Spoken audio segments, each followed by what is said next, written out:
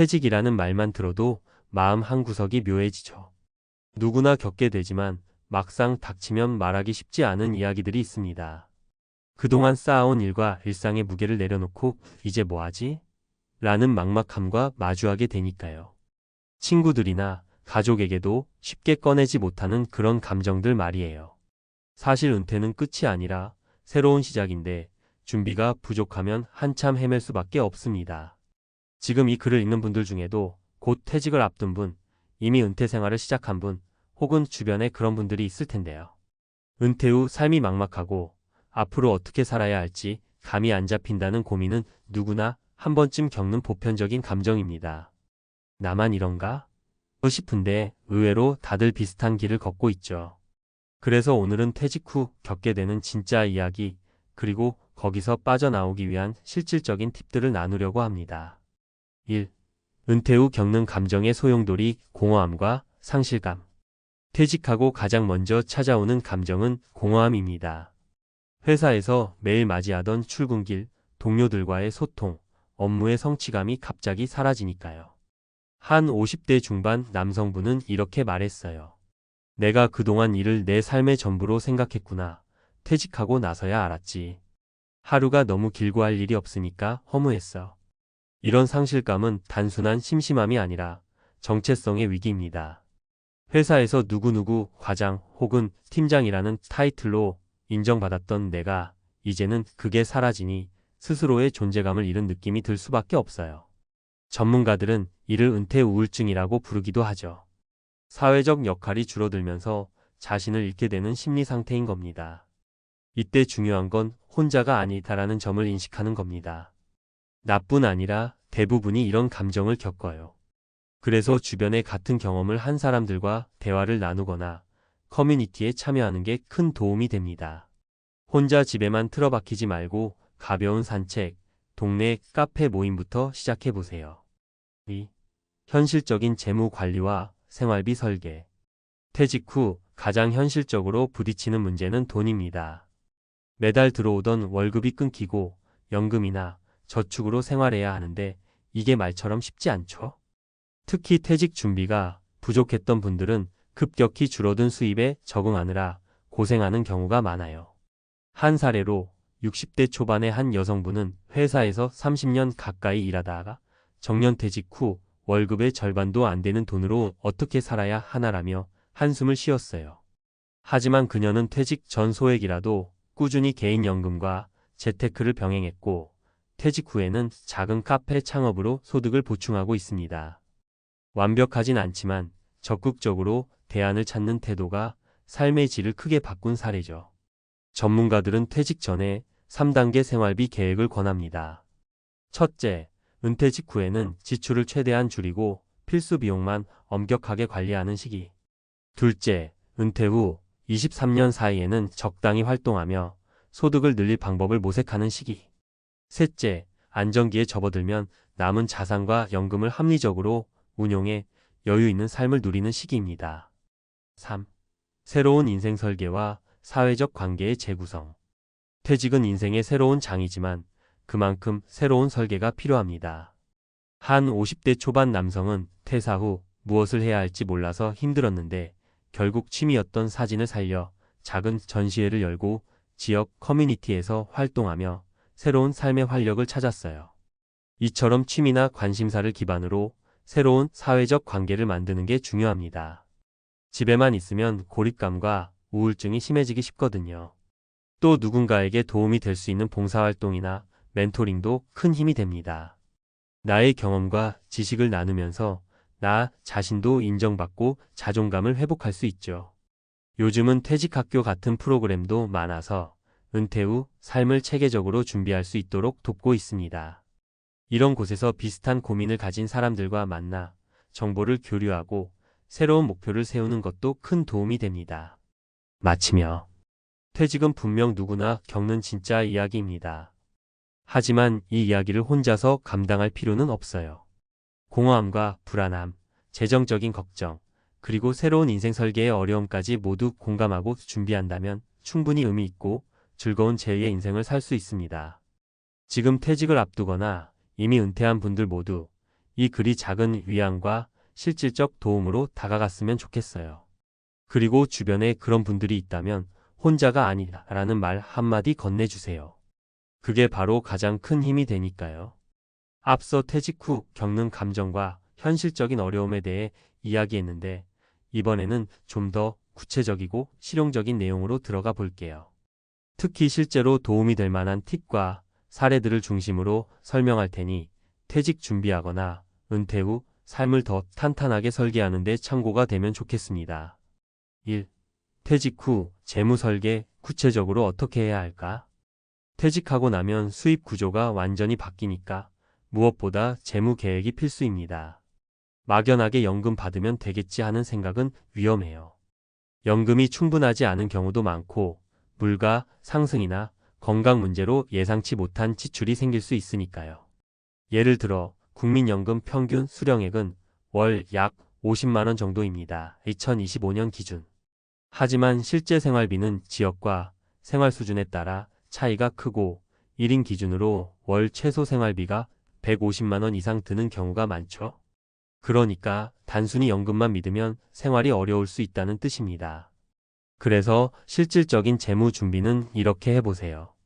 먼저 자신의 현재 지출 패턴을 꼼꼼히 파악하는 게 출발점입니다. 내가 한 달에 꼭 써야 하는 돈이 얼마인가? 부터 명확히 알아야 나머지 계획도 세울 수 있거든요. 이걸 위해선 한 달 생활비를 항목별로 기록해보고 불필요한 지출은 줄이는 습관을 들여야 합니다. 다음으로 퇴직 전에 비상금과 투자 자산을 분리해서 관리하는 게 중요합니다. 비상금은 최소 6개월에서 1년치 생활비를 현금이나 쉽게 인출할 수 있는 예금에 따로 마련해 두고 투자 자산은 은퇴 후 지속 가능한 수익을 낼 수 있도록 안정적인 상품 위주로 운용하는 거죠. 예를 들어 채권형 펀드나 배당주 같은 안전 자산을 일정 비율 유지하면서 여유 자금은 주식형 펀드로 성장도 노릴 수 있습니다. 그리고 퇴직 후 소득원을 다각화하는 것도 추천합니다. 취미를 살려 강의를 하거나 작지만 꾸준히 벌 수 있는 부업을 만드는 거예요. 이렇게 하면 돈 걱정이 조금은 줄어들고 삶의 동기도 생깁니다. 2. 건강관리, 은퇴 후에도 놓치지 말아야 할 필수 과제. 퇴직 후에는 신체 건강도 큰 변수입니다. 일할 때는 몰랐는데 막상 시간이 많아지면 몸이 따라주지 않는다는 걸 깨닫는 분들이 많죠. 또 건강이 안 좋아지면 의료비 지출이 크게 늘어나 재무에 부담을 주기도 합니다. 그래서 은퇴 전부터 건강 관리는 꼭 신경 써야 합니다. 규칙적인 운동과 균형 잡힌 식사, 정기 건강 검진을 습관화하는 게 기본이죠. 요즘은 실버 헬스 프로그램이나 커뮤니티 스포츠 모임도 많으니 이런 활동에 참여해 건강과 사회적 관계 두 마리 토끼를 잡는 것도 좋습니다. 한 60대 여성분 사례를 보면 은퇴 후 요가 교실에 참여하면서 몸이 한결 가벼워지고 친구도 많이 생겨서 매일이 즐겁다고 합니다. 그리고 건강 상태가 좋아지면서 병원비도 줄었대요. 이런 작은 실천들이 장기적으로 삶의 질에 큰 영향을 미칩니다. 3. 마음 건강과 사회적 연결만 관리하기. 퇴직 후 가장 많이 힘들어하는 부분 중 하나가 마음 건강입니다. 이전에 얘기했던 공허함과 상실감이 심해지면 우울증으로 이어질 수 있어요. 이걸 막으려면 의식적으로 사람들과 만나고 관계를 유지하는 노력이 필요합니다. 예를 들어 퇴직 후 퇴직학교나 시니어 커뮤니티에 참여하는 게 큰 도움이 됩니다. 이런 곳에서는 비슷한 나이대 사람들이 모여 경험과 정보를 나누고 함께 취미 활동이나 봉사활동도 하면서 정신적 활력을 찾을 수 있거든요. 또한 SNS나 온라인 동호회도 좋은 수단입니다. 요즘엔 온라인으로도 친목을 다지는 사례가 많아졌으니까요. 심리 전문가들은 규칙적인 일상을 유지하는 것도 중요하다고 말합니다. 오늘은 무엇을 할까? 를 매일 스스로에게 묻고 하루 한 가지 이상은 꼭 계획을 세워 실행하는 거예요. 이를 통해 나는 여전히 가치 있는 사람이라는 자존감을 지킬 수 있습니다. 4. 실제 사례로 보는 은퇴 후 변화와 극복. 사례 1. 55세 퇴직 후 카페 창업 성공기. 김 씨는 30년 넘게 회사 생활을 했지만 퇴직 후 집에서만 있으면 안 되겠다는 생각에 취미였던 커피를 살려 카페를 열었어요. 초기에는 수입이 불안정했지만 지역 주민과 꾸준한 소통으로 단골을 만들고 SNS 마케팅까지 직접 하면서 안정된 수익을 내고 있습니다. 무엇보다 나의 시간과 나의 가게를 운영한다는 자부심이 큰 힘이 됐죠. 사례 62세 여성, 온라인 강의로 제2의 커리어. 이 씨는 은퇴 후 평소 관심 있었던 미술을 공부하면서 온라인 강사로 활동을 시작했어요. 작은 강의지만 꾸준한 수강생 덕분에 월 100만 원 정도 부수입을 얻고 있습니다. 온라인 플랫폼 덕분에 시간과 장소에 구애받지 않고 일할 수 있어 만족도가 높다고 해요. 사례 60대 남성, 봉사활동으로 마음의 위안 찾다. 박 씨는 은퇴 후 외로움과 무기력에 빠졌지만 지역 복지관에서 봉사활동을 시작하면서 삶의 의미를 다시 찾았어요. 자신이 가진 경험을 살려 청소년 멘토 역할을 하며 주변 사람들로부터 인정받고 스스로도 긍정적으로 변했다고 합니다. 5. 마지막으로 주의할 점. 퇴직 준비에서 가장 많이 하는 실수 중 하나는 모든 걸 한꺼번에 해결하려 한다는 점입니다. 은퇴 후 삶은 마라톤 같아서 천천히 단계적으로 준비하고 적응하는 게 훨씬 효과적이에요. 또 나는 괜찮다며 자신의 심리 상태를 무시하는 것도 위험합니다. 우울감이나 불안감이 지속된다면 혼자 끙끙 앓지 말고 전문가 상담을 받는 게 좋습니다. 초기 대응이 빠를수록 회복이 쉬우니까요. 마지막으로 재무 계획은 꼭 보수적으로 세우세요. 너무 낙관적으로 예산을 잡으면 예상치 못한 상황에서 큰 부담이 될 수 있습니다. 그래서 전문가들은 최악의 상황까지 가정해서 계획을 세우라고 권합니다. 정리하자면 퇴직 전에 자신의 생활비와 지출 패턴을 꼼꼼히 분석해 보세요. 비상금은 6개월 이상, 가능하면 1년치 생활비를 현금성 자산으로 확보하세요. 건강관리는 평소에 꾸준히 하되 은퇴 후에도 사회적 활동과 병행하세요. 마음 건강을 위해 사회적 연결망을 계속 유지하고 정기적으로 만남이나 취미 활동에 참여하세요. 새로운 소득원을 만드는 것도 큰 도움이 됩니다. 전문가 상담과 재무 상담을 적극 활용하세요. 퇴직 후 삶은 누구에게나 쉽지 않지만 차근차근 준비하고 주변과 소통한다면 충분히 행복한 제2의 인생을 만들 수 있습니다. 필요한 게 있으면 언제든 질문해 주세요. 함께 길을 찾아봅시다. 10억. 회사 생활 35년 동안 한 푼 두 푼 모아 만든 숫자. 퇴직하는 날 62세 김진호 씨는 통장에 찍힌 10억 원을 보고 가슴이 벅차올랐대요. 이제 정말 고생 끝, 행복 시작이다. 그동안 야근, 회식, 상사 눈치, 성과 압박.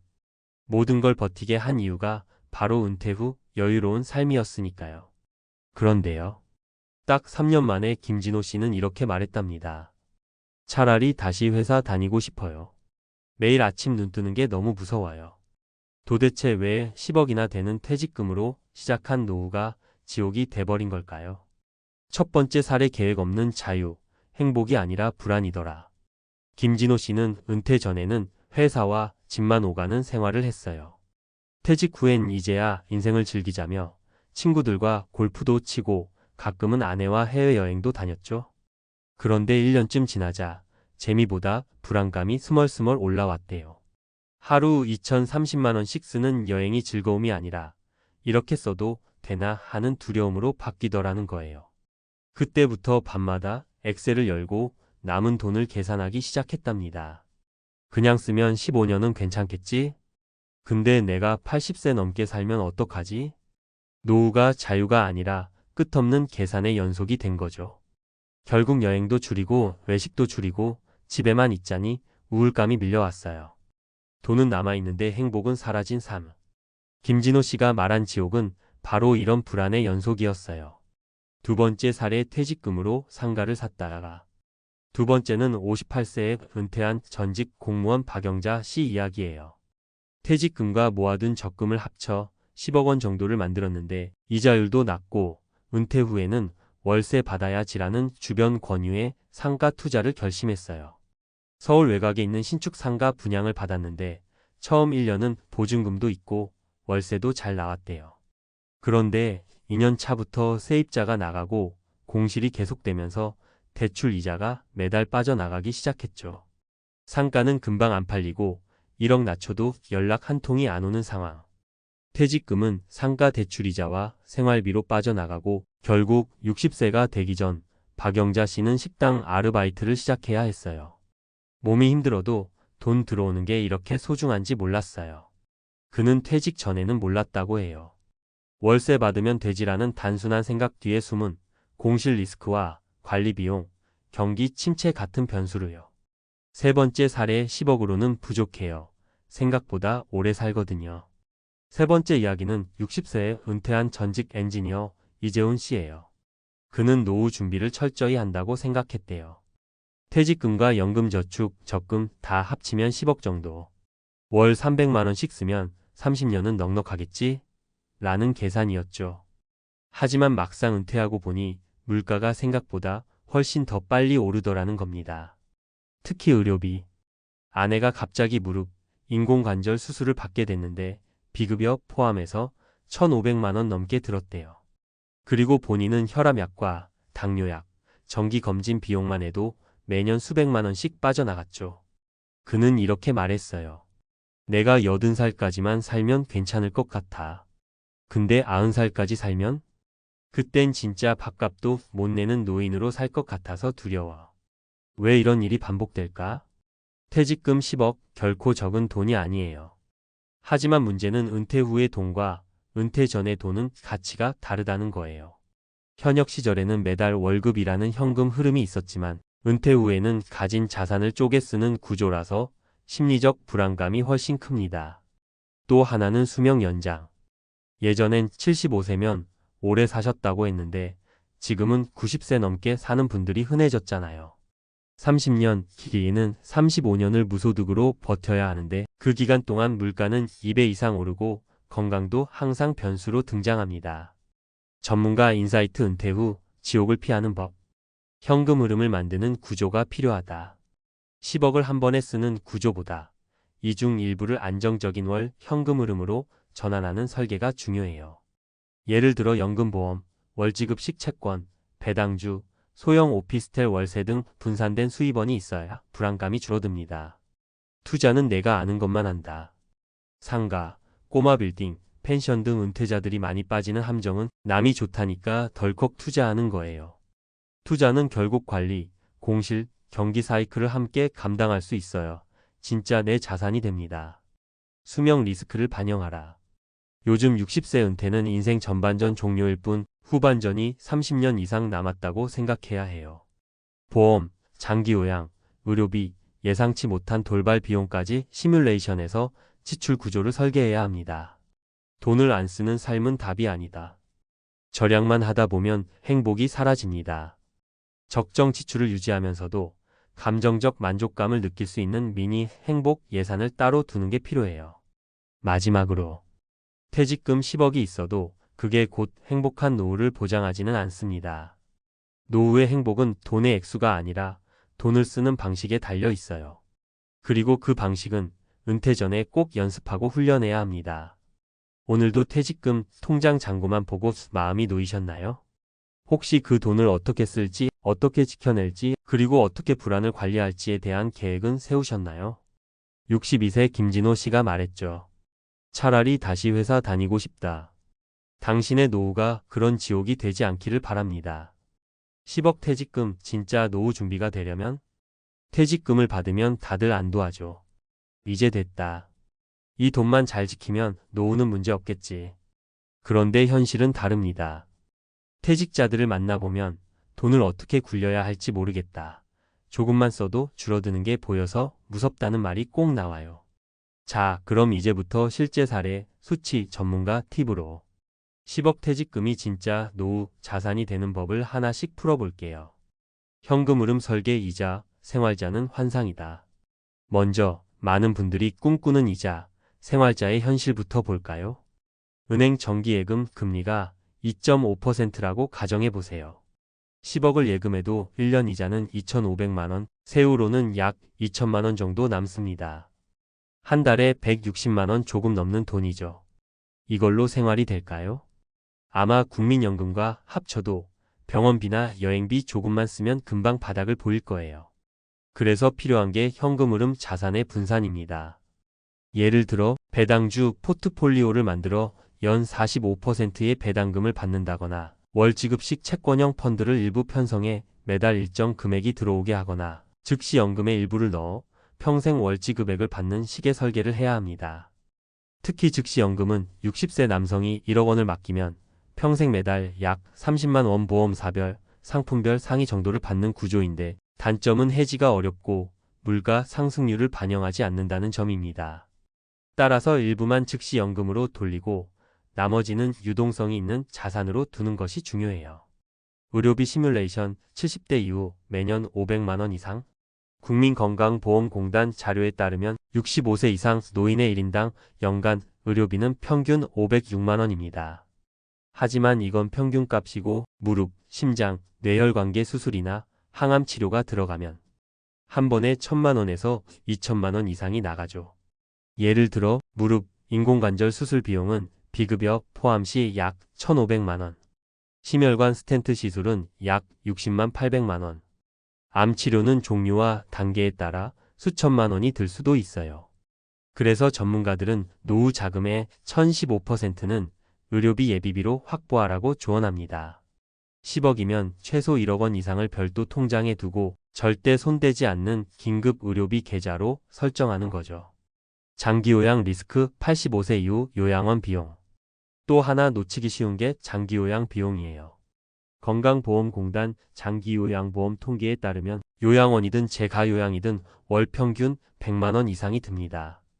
만약 치매나 중풍으로 5년간 요양원에 입소한다고 가정하면 단순 계산으로만 해도 100만 원 x 12개월 x 5년 6천만 원 이상이죠.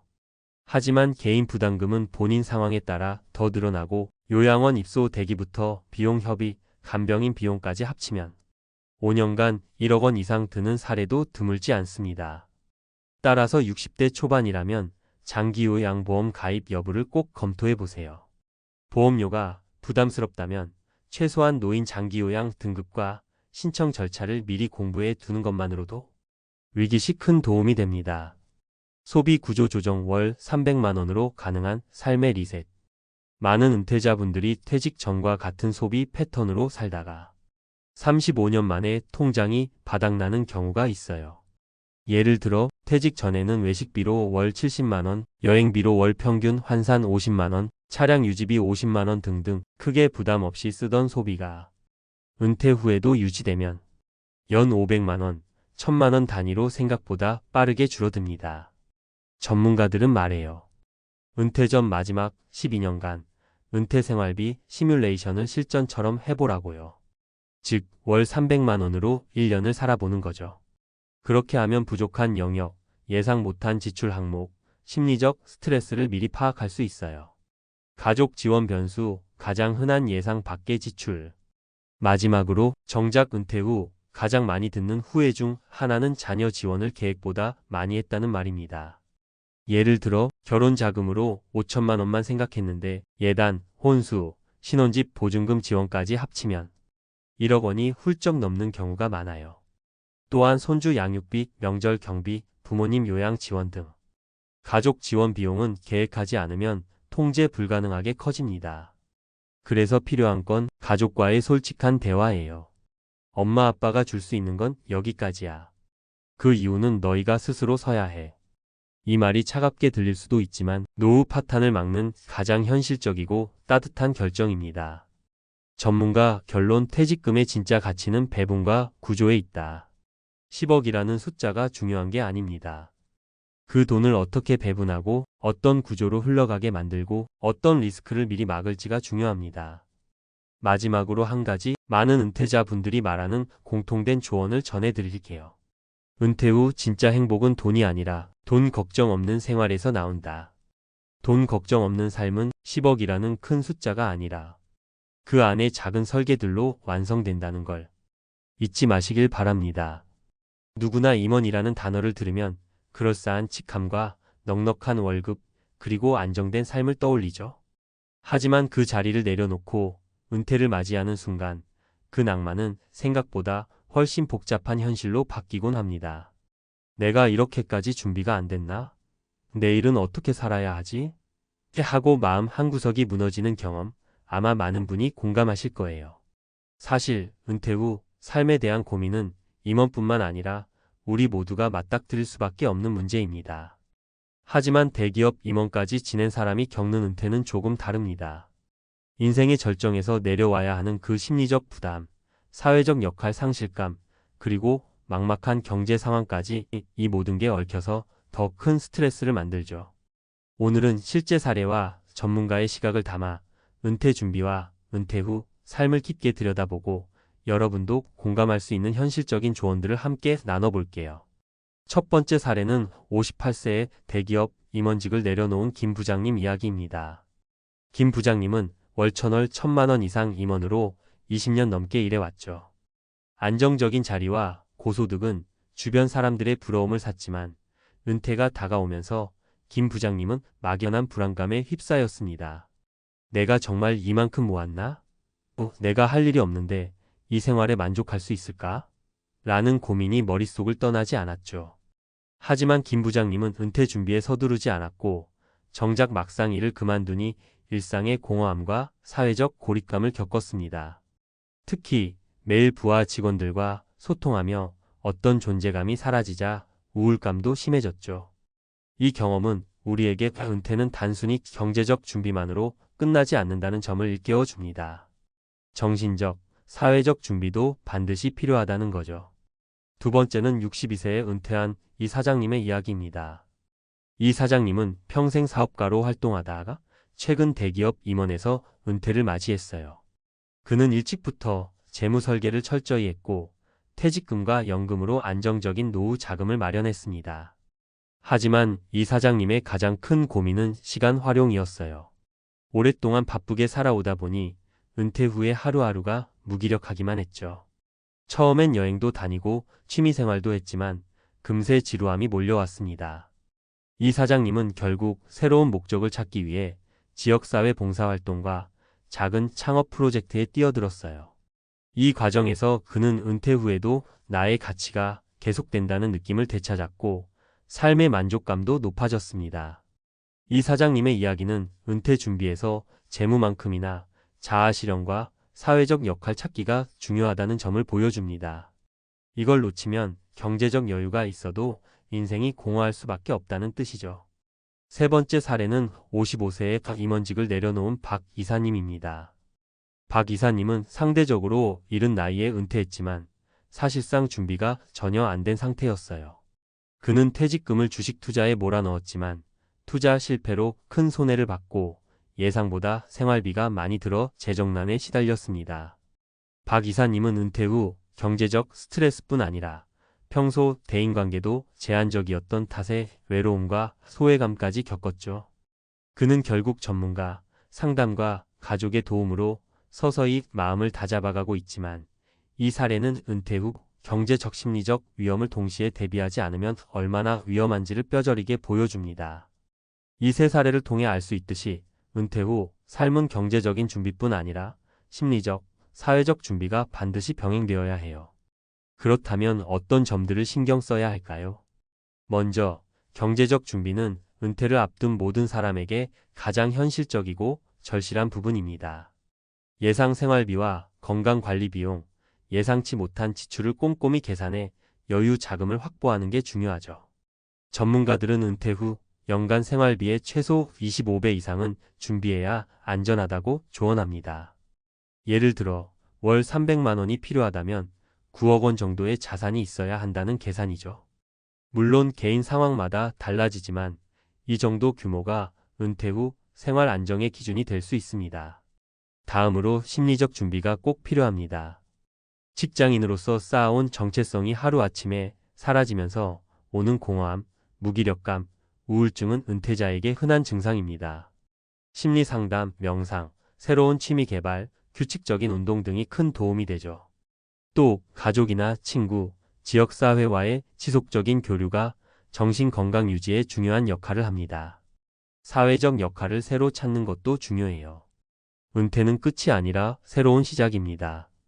봉사활동, 강연, 재능기부, 혹은 소규모 창업 등 자신이 잘할 수 있고 의미를 느낄 수 있는 일을 찾아보세요.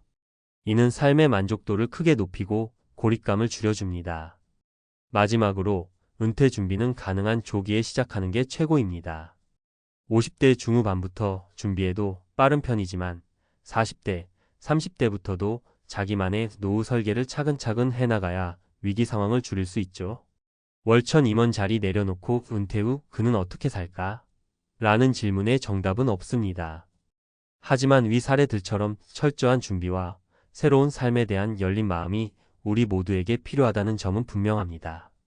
여러분도 언젠가 맞이할 은퇴라는 인생의 큰 전환점 앞에서 막막함보다는 새로운 기회로 만들 수 있도록 지금부터 차근차근 준비해 보세요. 인생 2막을 어떻게 그려 나갈지는 지금 이 순간 당신의 선택에 달려 있습니다.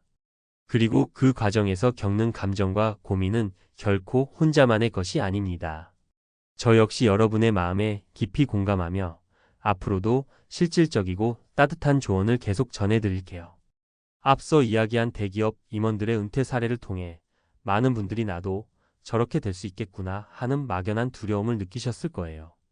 이번에는 전문가 시각으로 보다 구체적이고 실용적인 정보를 중심으로 실제 활용 가능한 팁과 수치를 포함해 이어서 말씀드릴게요. 먼저 은퇴 준비의 핵심은 3가지로 요약됩니다. 바로 경제적 안정, 심리적 적응, 사회적 연결이에요. 하나씩 현실적인 팁과 사례를 곁들여 풀어볼게요. 1. 경제적 안정. 내 생활비는 과연 얼마나 들까? 많은 분들이 퇴직 전까지는 돈이 있으면 쓰면 된다는 식으로 생활하시다가 은퇴 직전이 돼서야 진짜 필요한 생활비 규모를 계산하기 시작합니다. 그러면 이미 늦은 경우가 많죠. 실제 계산 사례. 예를 들어 60대 부부 기준으로 월 평균 최소 생활비는 약 250만 300만 원 선입니다. 여기에 의료비, 경조사비, 여행비 등을 합하면 현실적으로 350만 400만 원 이상을 예상하는 것이 안전하죠. 즉 연간 약 4천만 원이 필요하다는 뜻인데 국민연금만으로는 턱없이 부족합니다. 현재 국민연금 수령액 평균이 약 6,070만 원, 많이 받는 경우도 120만 150만 원 수준이니까요. 퇴직연금과 개인 자산에서 나머지를 충당해야 합니다. 전문가 팁. 국민연금 예상 수령액을 국민연금공단 홈페이지에서 반드시 조회해 두세요.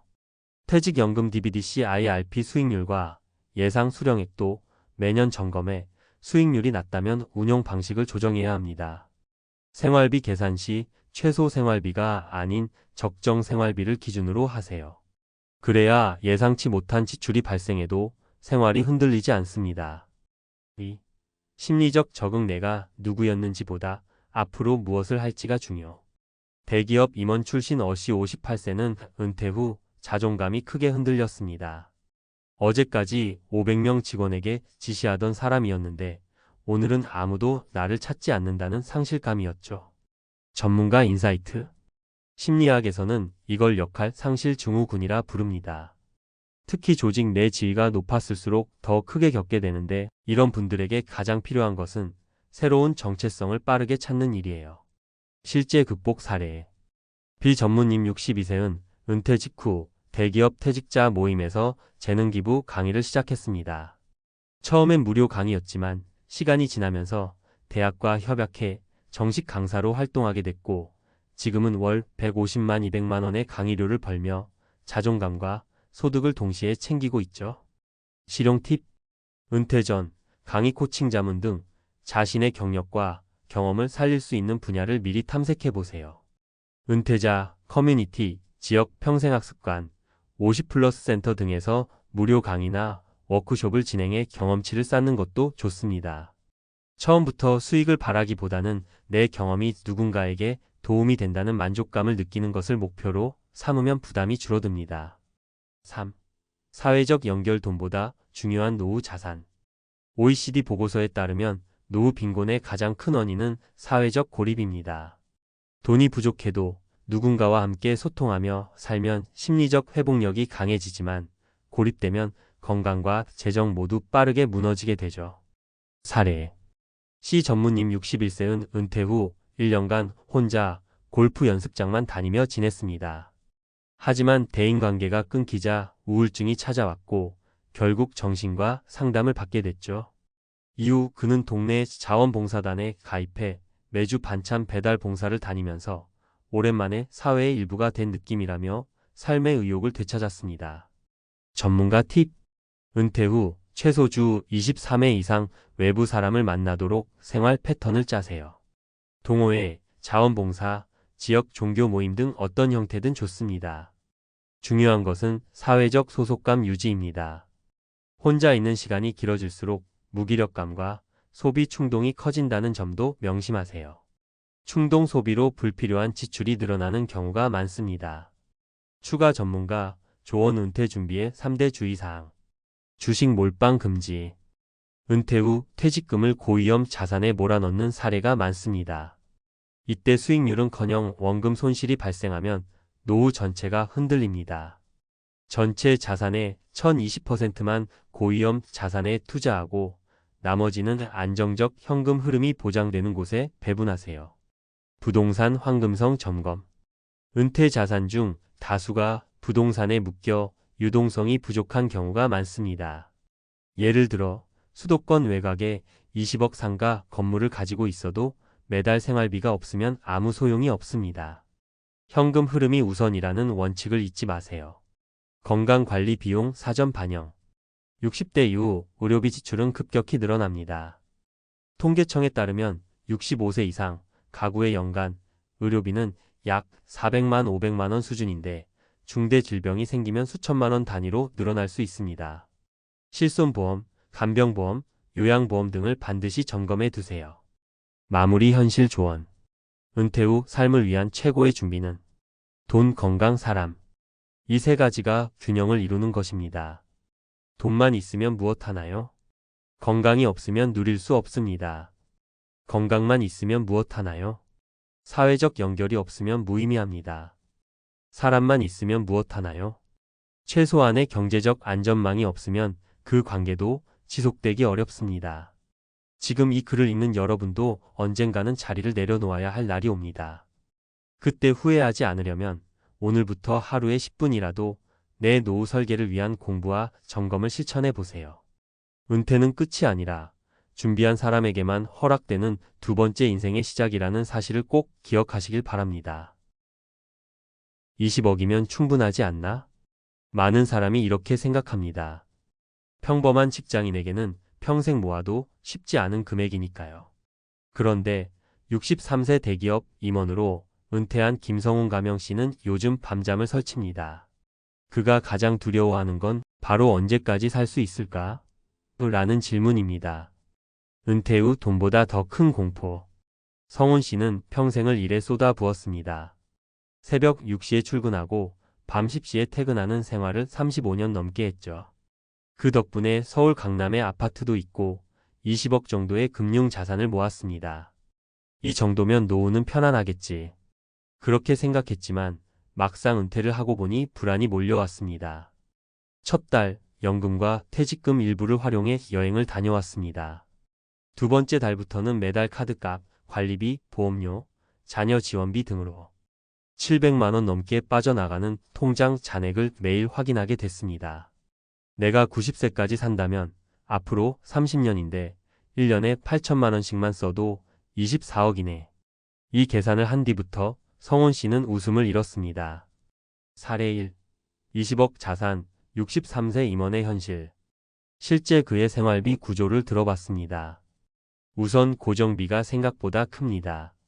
자동차 유지비와 보험료로 매달 150만 원, 서울 강남 아파트 관리비와 공과금으로 70만 원, 부부 의료보험과 각종 실손보험료가 90만 원, 자녀 결혼 준비 지원금으로 연간 3천만 원을 따로 떼어두고 있죠. 그리고 친구들과의 모임, 부부 외식, 골프 등 취미생활비도 매달 100만 원 이상 듭니다. 결국 한 달에 최소 60만 700만 원을 쓰는데 이 생활 수준을 낮추기가 너무 어렵다고 합니다. 평생 이렇게 살아왔으니까요. 사례 2. 10억 은퇴자, 갑작스런 질병으로 흔들리다. 두 번째 사례는 61세에 은퇴한 공기업 간부 출신 이정혜 가명 씨입니다. 그녀는 10억 정도의 자산으로 은퇴했는데 작년에 남편이 암 판정을 받으면서 1년 동안 치료비로만 1억 원 가까이 사용했습니다. 실손보험이 있긴 했지만 일부 비급여 항목은 본인 부담이 컸고 요양병원, 간병비, 식사비용 등 예상치 못한 지출이 쏟아졌습니다. 이후 그녀는 재취업을 알아보러 다니기 시작했습니다. 나도 아플 수 있다는 생각을 못했어요. 남편만 아픈데도 이렇게 힘든데 내가 아프면 정말 끝이라는 생각만 듭니다. 사례 3. 5억으로 조기 은퇴한 55세 남성의 후회. 마지막 사례는 55세에 조기 은퇴한 박태호 가명 씨입니다.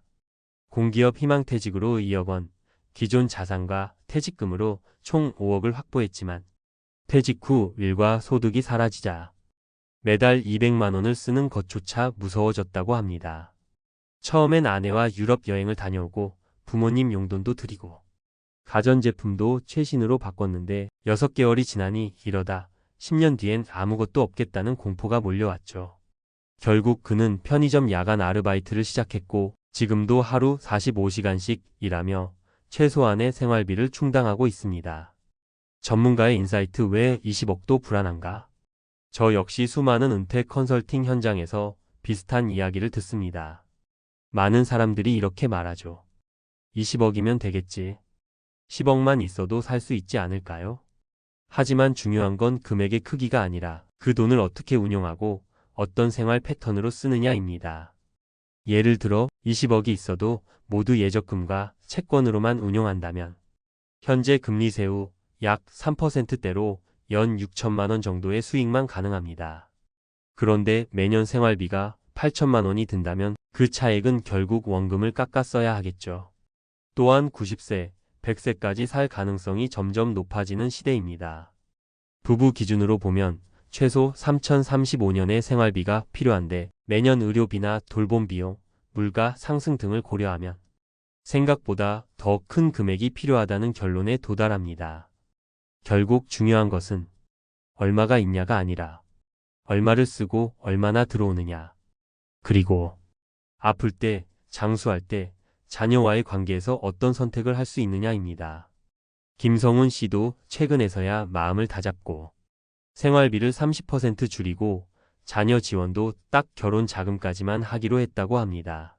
남는 자금은 일부 배당주와 채권 ETF에 나눠 투자해 연 56% 수준의 수익을 목표로 포트폴리오를 재구성했죠.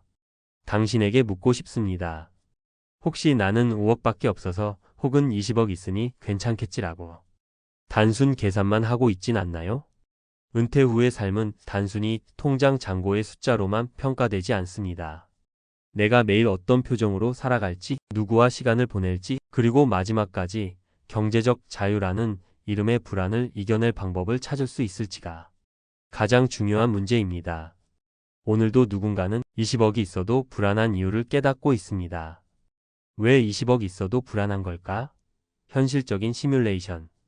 많은 분들이 상담에서 이렇게 물으십니다. 선생님, 20억이면 괜찮겠죠? 하지만 제가 곧장 되묻는 질문이 있습니다. 20억으로 매달 얼마를 쓰실 건가요? 그리고 이 20억이 어떻게 운용되고 있나요? 예를 들어볼까요? 만약 20억을 전부 은행 예적금에 두고 생활비로만 꺼내 쓰신다면 현재 세후 금리 3% 기준으로 1년에 약 6천만 원 정도 이자가 들어옵니다. 즉 한 달에 500만 원 정도죠. 그런데 실제로 은퇴 후 생활비를 계산해보면 서울 거주 60대 부부 기준으로 아주 검소하게 살면 250만 300만 원, 조금 넉넉하게 살면 400만 500만 원, 외식과 여행, 자녀 지원, 취미까지 포함하면 600만 800만 원이 듭니다. 이렇게 보면 매달 500만 원 정도의 이자 수익으로 생활이 가능할 수도 있겠지만 문제는 물가 상승과 의료비, 돌봄 비용입니다. 실전 사례 의료비와 돌봄 비용의 현실. 65세 여성, 남편 치매 간병비로 연 2,400만 원 지출. 부산에 사는 65세 여성은 남편이 치매 판정을 받으면서 주야간 보호센터를 이용하기 시작했습니다. 월 200만 원의 간병 비용이 들었고 장기 요양보험 혜택을 받아도 본인 부담금이 매달 80만 원 이상 발생했습니다. 게다가 기저귀, 간식, 병원 추가 검사비 등을 합치면 결국 한 달에 200만 원 정도가 고정으로 나갔습니다. 68세 남성, 무릎, 인공관절 수술 후 재활비 800만 원 지출. 서울에 사는 68세 남성은 퇴행성 관절염으로 양쪽 무릎 수술을 받았는데 수술 비용은 실손보험으로 어느 정도 해결했지만 퇴원 후 6개월간 물리치료, 재활운동, 통원 차량 비용으로 약 800만 원을 추가로 썼습니다. 보험 있으니 괜찮겠지 했지만 실제로는 재활 비용 상당 부분이 비급여 항목이라 부담이 컸다고 합니다. 전문가 팁 은퇴 설계의 3가지 핵심. 1.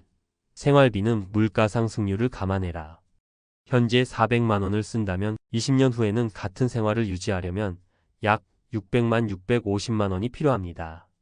연평균 물가 상승률 2%만 적용해도 그렇습니다. 즉, 현재 생활비 1.5배를 장기 자금 계획에 반영해 두는 게 안전합니다. 2. 자산 운용은 수익률 생활비 증가 관점으로 짜라. 예를 들어 연 3% 수익률이라면 생활비 인상분을 감당하기 어렵습니다. 따라서 일부 자금은 안정형 채권 예금, 일부는 배당주 ETF, 글로벌 리츠, 인컴펀드 등 56%대 목표 수익률 상품으로 배분해 평균 기대 수익률을 4% 이상으로 유지하는 전략이 필요합니다. 다만 무리하게 고위험 상품으로 올리면 마켓 급락 시 원금 손실과 심리적 패닉이 오기 때문에 연금 배당 안정형 이자의 균형이 필수입니다. 3. 긴급 자금 예비비 최소 1년치는 따로 둬라. 은퇴 후 가장 흔한 실패가 예상치 못한 병원비, 자녀 지원, 집 수리비로 예비비가 한 번에 빠져나가는 경우입니다. 따라서 생활비 통장과는 별도로 긴급 예비비 통장을 만들어 최소 1년치 생활비를 현금성 자산으로 확보해 두세요. 이 돈은 절대 투자하지 않고 필요할 때 마음 편히 꺼내 쓰는 안전자금입니다. 마지막 좋은 숫자가 아닌 삶의 설계를 점검하라. 많은 분들이 5억, 10억, 20억이라는 숫자에 집착합니다. 하지만 실제로 중요한 것은 매달 얼마나 쓰고 매달 얼마가 들어오며 갑작스런 큰돈 지출에 어떻게 대응할 것인가. 그리고 그 생활을 심리적으로도 지속 가능하게 유지할 수 있는가입니다.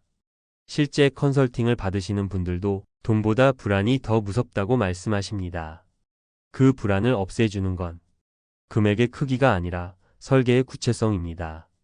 오늘 이 글을 읽는 당신도 지금 바로 나의 은퇴 후 30년 생활 시뮬레이션을 해보길 권합니다. 모든 것은 막연한 불안을 구체적 계획으로 바꾸는 순간부터 시작됩니다. 은퇴를 앞두고 있거나 은퇴한 분들이라면 한 번쯤은 이런 생각을 해봤을 거예요. 내가 정말 원하는 인생은 뭘까? 은퇴 후에는 무엇을 하면서 살아야 행복할까? 나이가 들수록 일에서 벗어나 자유를 찾는 게 소원이지만 막상 그 시간을 맞이하면 막막함과 불안함도 커지기 마련이죠. 그런데 여기 63세에 은퇴한 한 남자가 있습니다. 그는 은퇴 후 삶이 일할 때보다 100배 더 행복하다고 고백합니다. 도대체 그가 경험한 은퇴 후 삶은 어떤 모습일까요? 그리고 그 행복은 어떻게 만들어진 걸까요? 먼저 많은 사람이 은퇴를 끝으로 생각하는 경향이 있어요. 하지만 사실 은퇴는 또 다른 시작입니다. 일상이 바뀌고 시간이 많아지면서 자유로워진 만큼 어떻게 보내야 할지 스스로 방향을 정해야 하죠. 이 과정에서 방황하거나 우울해지는 사람도 적지 않습니다. 내 존재 가치가 사라진 건 아닐까? 하는 고민에 빠지기도 하고 경제적인 문제로 스트레스를 받기도 하니까요. 그런데 63세에 은퇴한 김씨 가명은 완전히 달랐습니다. 그는 일을 그만둔 뒤 매일매일이 선물 같았다고 말해요. 김씨의 하루를 들여다보면 그 행복이 어떻게 만들어졌는지 좀 더 명확해집니다.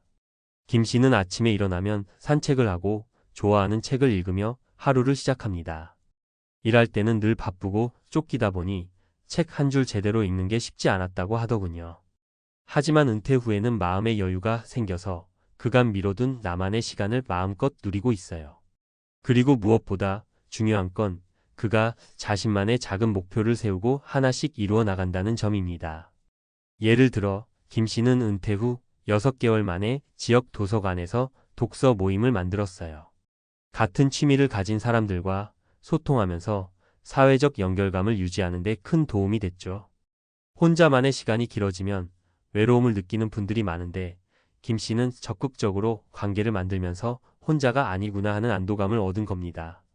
두 번째로는 건강 관리에 집중한 점인데요.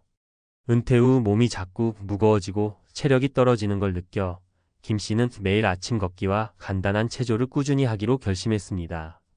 평소 무심코 지나쳤던 작은 습관들이 하루하루 쌓여서 몸과 마음에 큰 활력을 준 거죠. 이는 단순한 운동 그 이상의 의미가 있습니다. 규칙적인 운동은 뇌 건강에도 좋고 긍정적인 마인드를 유지하는 데 필수적이니까요. 실제로 전문가들은 은퇴 후 규칙적인 신체 활동이 우울증 예방과 자존감 향상에 큰 역할을 한다고 입을 모읍니다. 김 씨의 경우도 몸이 건강하니까 매일매일이 즐겁다며 자신감을 드러냈습니다. 마지막으로 김 씨는 새로운 도전을 멈추지 않았어요. 은퇴 후 예전에는 상상도 못했던 요리, 글쓰기, 사진 찍기 같은 취미를 시작했습니다. 처음에는 서툴고 어색했지만 꾸준히 하다 보니 점점 실력이 늘고 성취감도 커졌죠. 이런 경험들이 나도 할 수 있다는 자신감을 심어주고 삶의 활력을 불어넣었습니다. 한 예로 은퇴 후 요리에 푹 빠진 김 씨는 지금 지역 주민들과 함께하는 요리 교실에서 조교 역할까지 맡게 됐답니다. 사람들과 교류하면서 즐거움도 커지고 은퇴 후 사회적 역할도 찾게 된 셈입니다. 이처럼 김 씨가 말하는 일보다 100배 행복한 은퇴 생활은 우연이 아니라 의식적인 노력과 선택의 결과입니다. 은퇴가 곧 인생의 끝이 아니라 새로운 기회임을 깨닫고 스스로 삶의 방향을 재설정했기 때문이죠. 이런 모습은 전문가들도 강조하는 행복한 은퇴 준비법과 맥을 같이 합니다. 행복한 은퇴를 위해서는 먼저 자기 자신과 마주하는 시간이 필요합니다. 어떤 활동이 나를 즐겁게 하고 어떤 관계가 내 마음을 채우는지 알아가는 과정이죠. 그리고 작더라도 꾸준한 목표를 세우고 실천하는 게 중요해요. 하루하루 무기력하게 보내는 것과 내가 뭘 해냈다는 성취감을 느끼는 것은 정신 건강에 큰 차이를 만듭니다. 또 건강 관리도 빼놓을 수 없습니다. 몸이 튼튼해야 마음도 건강해지고 새로운 도전도 쉽게 할 수 있으니까요. 단순한 운동이라도 꾸준히 하면 정신적 안정과 긍정적인 태도를 유지하는 데 크게 기여합니다. 혹시 내가 은퇴 후에 잘할 수 있을까? 걱정하는 분들이 있을 텐데요. 김 씨의 이야기는 우리 모두가 인생 후반전을 어떻게 준비할지 좋은 힌트를 줍니다. 일상 속 작은 변화와 새로운 만남, 꾸준한 자기 관리가 은퇴 후 삶의 질을 결정합니다. 또 하나 중요한 건 은퇴는 혼자서만 준비하고 견뎌야 하는 시간이 아니라는 점입니다. 가족, 친구, 지역 사회와 함께하는 경험들이 큰 힘이 됩니다. 김 씨가 도서관 독서 모임을 만든 것도 바로 이런 이유였죠. 누군가와 마음을 나누고 공감하는 과정에서 외로움과 불안은 많이 줄어듭니다. 마지막으로 여러분에게 꼭 전하고 싶은 말이 있습니다. 은퇴는 끝이 아니라 시작이라는 걸 잊지 마세요. 그리고 행복은 누군가가 주는 게 아니라 내가 스스로 만들어 가는 것이라는 점도요. 김 씨처럼 일상 속에서 작은 기쁨을 발견하고 꾸준히 자신을 돌보는 삶을 살아가다 보면 분명 일보다 100배 행복한 나만의 은퇴 후 인생을 만날 수 있을 겁니다. 앞서 이야기한 63세 김 씨 사례를 통해 은퇴 후 일보다 100배 행복한 삶을 만드는 구체적인 방법을 조금 더 전문가적 관점에서 풀어볼게요. 단순히 좋다더라 하고 끝나면 아무 의미가 없잖아요. 실제로 여러분이 내일부터 바로 실천해 볼 수 있는 팁, 그리고 꼭 유의해야 할 점을 하나하나 현실적으로 짚어드리겠습니다. 먼저, 은퇴 후 행복도를 결정짓는 가장 중요한 변수는 시간 사용 방식입니다. 서울대 노년학 연구팀에서 60대 이상 500명을 대상으로 조사한 결과 하루 중 나만의 의미 있는 시간을 보내는 사람들이 그렇지 않은 사람들보다 삶의 만족도가 37% 이상 높았습니다. 여기서 의미 있는 시간이란 단순히 TV 시청이나 누워있기 같은 수동적 시간이 아니라 내가 좋아하고 성취감을 느끼는 활동에 몰입하는 시간을 말합니다. 예를 들어 앞서 소개한 김 씨처럼 매일 아침 산책을 하고 책을 읽는 루틴을 만들어 보세요. 루틴을 만드는 데 있어 중요한 팁은 하루 10분만 해도 좋다고 기준을 낮추는 겁니다. 처음부터 1시간 걷기, 50페이지 독서 같은 계획을 세우면 며칠 못 가 포기하기 십상이에요. 작게 시작해 습관으로 만드는 게 관건입니다. 두 번째로 은퇴 후 경제 불안 줄이기에 대한 이야기입니다. 많은 분들이 나는 연금이 적어서 아무것도 못해라고 말하지만 실제로는 소비 구조만 조금 바꿔도 여유가 생깁니다.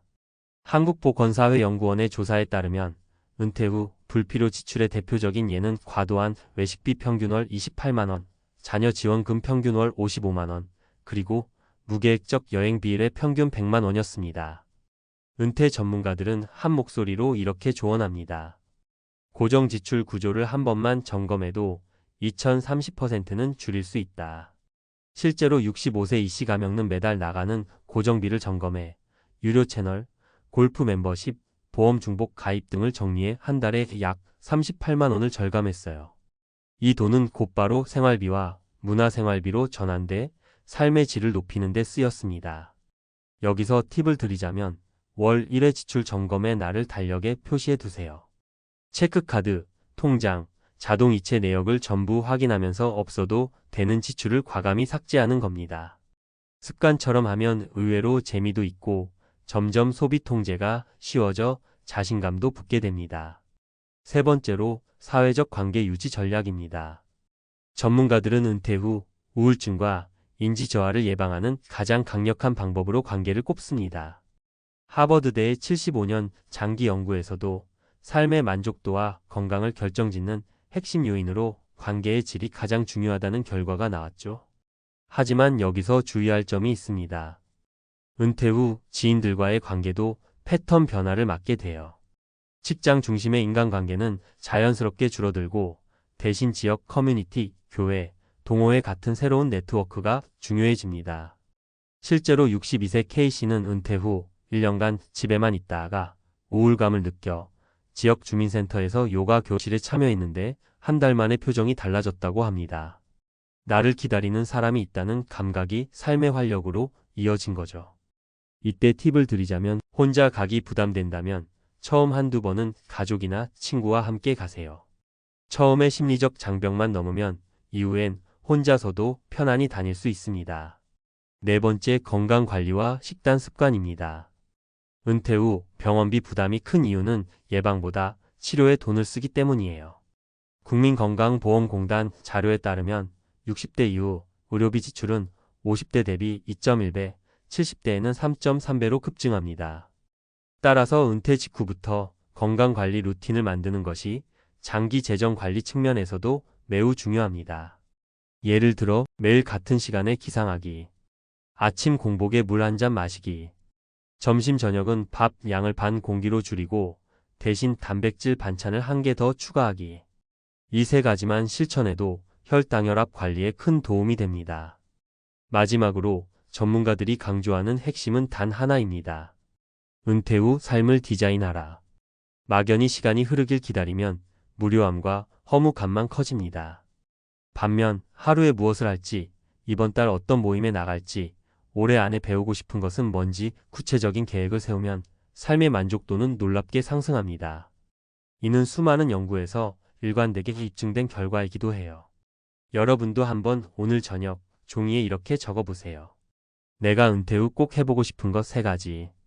내 삶을 10%더 건강하게 만들 수 있는 습관 1가지. 이번 주 안에 연락하고 싶은 사람 2명. 작고 사소해 보여도 이런 기록이 모여 내일의 행복을 만듭니다. 63세 김씨가 말했듯 1보다 100배 행복한 삶은 특별한 사람의 전유물이 아닙니다. 준비하는 사람에게 열리는 길이에요. 여러분의 은퇴 후 인생에도 오늘 이 글이 작은 불씨가 되길 바랍니다. 은퇴를 앞두거나 은퇴한 분들, 아니 아직 멀었다고 생각하는 분들도 많겠지만 이 이야기는 누구에게나 꼭 필요한 이야기예요. 우리 주변에선 은퇴하면 그동안 고생한 만큼 마음껏 쉬고 놀면서 행복한 노후를 보내는 모습만 보이지만 사실 현실은 그렇게 녹록지 않은 경우가 훨씬 많거든요. 특히 돈이 충분하지 않은 상태에서 은퇴 후 놀기만 하면 어떤 일이 벌어질까? 하는 질문에 많은 분들이 막연한 두려움과 불안감을 느끼고 있어요. 이 글은 그런 고민을 안고 있는 분들께 현실적인 조언과 공감을 드리기 위해 썼습니다. 최근에 만난 60대 김씨 이야기를 해볼게요. 김씨는 대기업에서 35년간 근무하다 60세에 은퇴했어요. 그는 퇴직금을 받고 나니 당장 큰 돈은 있었지만 그걸로 은퇴 후 10년을 버티기는 빠듯했다라고 말합니다. 은퇴 초반에는 친구들과 여행도 다니고 취미생활도 즐겼지만 2년쯤 지나자 생활비가 빠듯해졌고 은퇴 전에는 몰랐던 예상치 못한 지출들도 많아졌죠. 김 씨는 결국 더 놀고 싶지만 돈이 없으니 일해야 한다는 현실을 받아들여 가벼운 아르바이트부터 시작했습니다. 이 이야기는 단순히 한 개인의 사례를 넘어서 우리 모두가 마주할 수 있는 현실을 보여줍니다. 은퇴 후 돈이 없다는 건 단순히 통장 잔고가 적다는 뜻만은 아니에요. 생활비, 의료비, 예상치 못한 지출, 그리고 인플레이션까지 고려하면 많은 사람들이 은퇴 준비를 할 때 예상보다 훨씬 더 많은 돈이 필요하다는 걸 깨닫게 됩니다. 하지만 일찍 은퇴해 놀고 싶은 마음, 지금까지 고생했으니 쉬고 싶다는 마음도 너무나 당연하죠. 문제는 그 쉬는 시간이 길어질수록 재정적 압박이 커지고 결국에는 삶의 질이 떨어지고 정신적으로도 힘들어질 수 있다는 점입니다. 첫 번째 사례로 58세에 조기 은퇴한 박 씨를 소개할게요. 박 씨는 재테크에 실패해 준비했던 노후 자금 대부분을 잃었어요. 처음엔 앞으로도 충분히 놀면서 잘 살 수 있겠다 생각했지만 3년이 지나자 생활비가 바닥났죠. 결국 박 씨는 다시 일자리를 찾아야 했고 몸도 마음도 많이 지쳤습니다. 박 씨의 이야기는 재정적 준비가 부족하면 은퇴 후에 얼마나 큰 충격을 받을 수 있는지를 보여줍니다. 두 번째는 62세 정 씨 이야기입니다. 정 씨는 은퇴 후 집에서 쉬면서 취미생활과 봉사활동을 하며 지냈는데 건강이 급격히 나빠지면서 의료비 부담이 커졌어요. 은퇴 전에 어느 정도 대비를 했지만 예기치 못한 지출 때문에 생활비가 크게 부족해졌고 결국에는 다시 수입을 만들어야 하는 상황에 놓였습니다. 정 씨 사례는 은퇴 후 예상치 못한 비용, 특히 건강 문제와 관련된 지출을 어떻게 대비할 것인가가 매우 중요하다는 점을 알려줍니다. 마지막으로 65세 김 씨 부부 이야기를 해볼게요. 김 씨 부부는 두 분 다 은퇴 후 경제활동을 멈췄지만 자녀들이 멀리 살아서 경제적 지원을 기대할 수 없었어요. 그래서 연금과 저축으로만 생활했는데 물가 상승과 노후 의료비 증가 때문에 생활비가 빠듯해졌죠. 결국 김 씨 부부는 다시 소규모 가게를 운영하며 소득을 만들고 있습니다. 이 부부의 사례는 가족 지원의 부재, 생활비 증가, 그리고 일의 필요성이 복합적으로 작용하는 현실을 잘 보여줍니다. 전문가들은 은퇴 후에도 일을 통해 소득을 유지하거나 최소한의 경제활동을 병행하는 것이 정신 건강과 재정 안정 모두에 큰 도움이 된다고 조언합니다. 일은 단순히 돈을 벌기 위한 수단일 뿐 아니라 사회적 관계를 유지하고 일상에 활력을 불어넣는 역할도 하니까요. 또한 은퇴 준비 단계에서 자신의 생활비를 꼼꼼히 계산하고 예상치 못한 지출을 대비하는 비상금 마련이 꼭 필요합니다. 연금, 저축, 투자 등 자산을 다양하게 분산해 수입원을 확보하는 것도 필수죠. 만약 재정 상태가 어렵다면 늦더라도 다시 일할 수 있는 기술이나 능력을 준비해 두는 것이 중요합니다. 이제 놀기만 하면 끝난다는 말이 단순히 무작정 일찍 은퇴하지 말라는 경고가 아니라 실제로 많은 사람들이 겪는 현실적인 문제라는 걸 이해할 수 있겠죠. 누구나 은퇴 후에는 편안한 삶을 꿈꾸지만 준비가 부족하면 그 꿈이 쉽게 깨질 수 있습니다. 마지막으로 여러분께 드리고 싶은 말은 돈 없으면 놀지 말고 일하세요 라는 문장이 결코 냉정한 잔소리가 아니라 우리 모두가 피하고 싶은 최악의 상황을 막기 위한 현실적인 조언이라는 겁니다. 그리고 그 일이 반드시 힘들고 지루한 노동만을 의미하는 것도 아니에요. 내가 좋아하는 일, 취미와 연결된 일, 혹은 사회에 보탬이 되는 작은 활동도 충분히 의미 있을 수 있죠. 노후 준비는 언제까지 일할 것인가가 아니라 어떻게 안정적인 삶을 유지할 것인가의 문제입니다. 지금부터라도 꼼꼼하게 준비하고 경제적 정신적으로 건강한 노후를 맞이하는 지혜를 함께 고민해 나갔으면 좋겠습니다. 여러분의 노후가 행복하고 든든하길 진심으로 응원합니다. 이어서 전문가적 시각으로 구체적이고 실용적인 정보 중심으로 풀어보겠습니다. 이번에는 실제 은퇴 준비 전략, 수치, 팁, 그리고 독자가 당장 활용할 수 있는 조언을 말하듯 풀어드릴게요. 많은 분들이 은퇴를 회사 그만두고 쉬는 것 정도로만 생각해요. 그런데 진짜 중요한 건 은퇴 후에도 내가 원하는 생활을 유지할 수 있는가 하는 거예요. 이를 위해 반드시 점검해야 할 핵심은 1. 필요한 생활비 계산, 2. 수입원 확보, 3. 예상치 못한 리스크 대비 이 세 가지예요. 먼저 1. 필요한 생활비 계산부터 볼게요. 한국보건사회연구원의 2024년 조사에 따르면 1인 기준 최소 노후 생활비는 월 약 140만 원, 적정 노후 생활비는 월 약 220만 원으로 집계됐어요. 부부라면 최소 23만 250만 원, 적정 수준은 350만 원 이상이죠. 여기서 끝이 아닙니다. 이 수치는 현재 시점이고 앞으로 10년, 20년 후에는 물가가 올라서 더 많은 비용이 필요해요. 예를 들어 연평균 물가 상승률을 3%만 잡아도 지금 200만 원이면 20년 후에는 약 360만 원이 필요해집니다. 실제로 63세에 은퇴한 제 지인의 사례를 말씀드릴게요. 이분은 퇴직금 2억 5천만 원을 받았고 국민연금은 65세부터 월 110만 원 예정이었어요.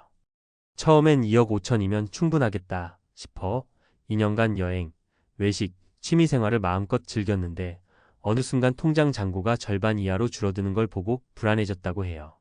이유는 간단했어요. 한 달에 250만 원을 쓰면 1년에 3천만 원, 10년이면 3억 원이 필요하거든요. 연금 개시 전 5년만 지출해도 1억 5천만 원 가까이가 나가고 연금 수령 후에도 생활비 전부를 감당하긴 부족하죠. 이분은 결국 지금도 파트타임으로 일하면서 소득을 보완하고 계십니다. 이 수입원 확보도 정말 중요해요. 많은 전문가들이 말하는 은퇴 후 최소 3개의 소득 파이프라인 원칙을 아시나요? 쉽게 말해 국민연금만 바라보면 불안하니 다른 수입원을 23개 더 만들어 놓으라는 겁니다. 예를 들어 국민연금월 100만 원, 소규모 상가 임대료월 80만 원, 아르바이트 혹은 재능 기반 수입월 3,050만 원. 이렇게 3개가 있으면 하나가 흔들려도 생활이 완전히 무너지진 않아요. 여기서 재능 기반 수입은 꼭 고급 기술이 아니어도 됩니다. 제 지인 중엔 60대 초반부터 유튜브로 손쉽게 스마트폰 활용법을 가르치거나 동네 주민센터에서 SNS 강의를 하며 월 2,030만 원의 강사비를 받는 분도 있어요.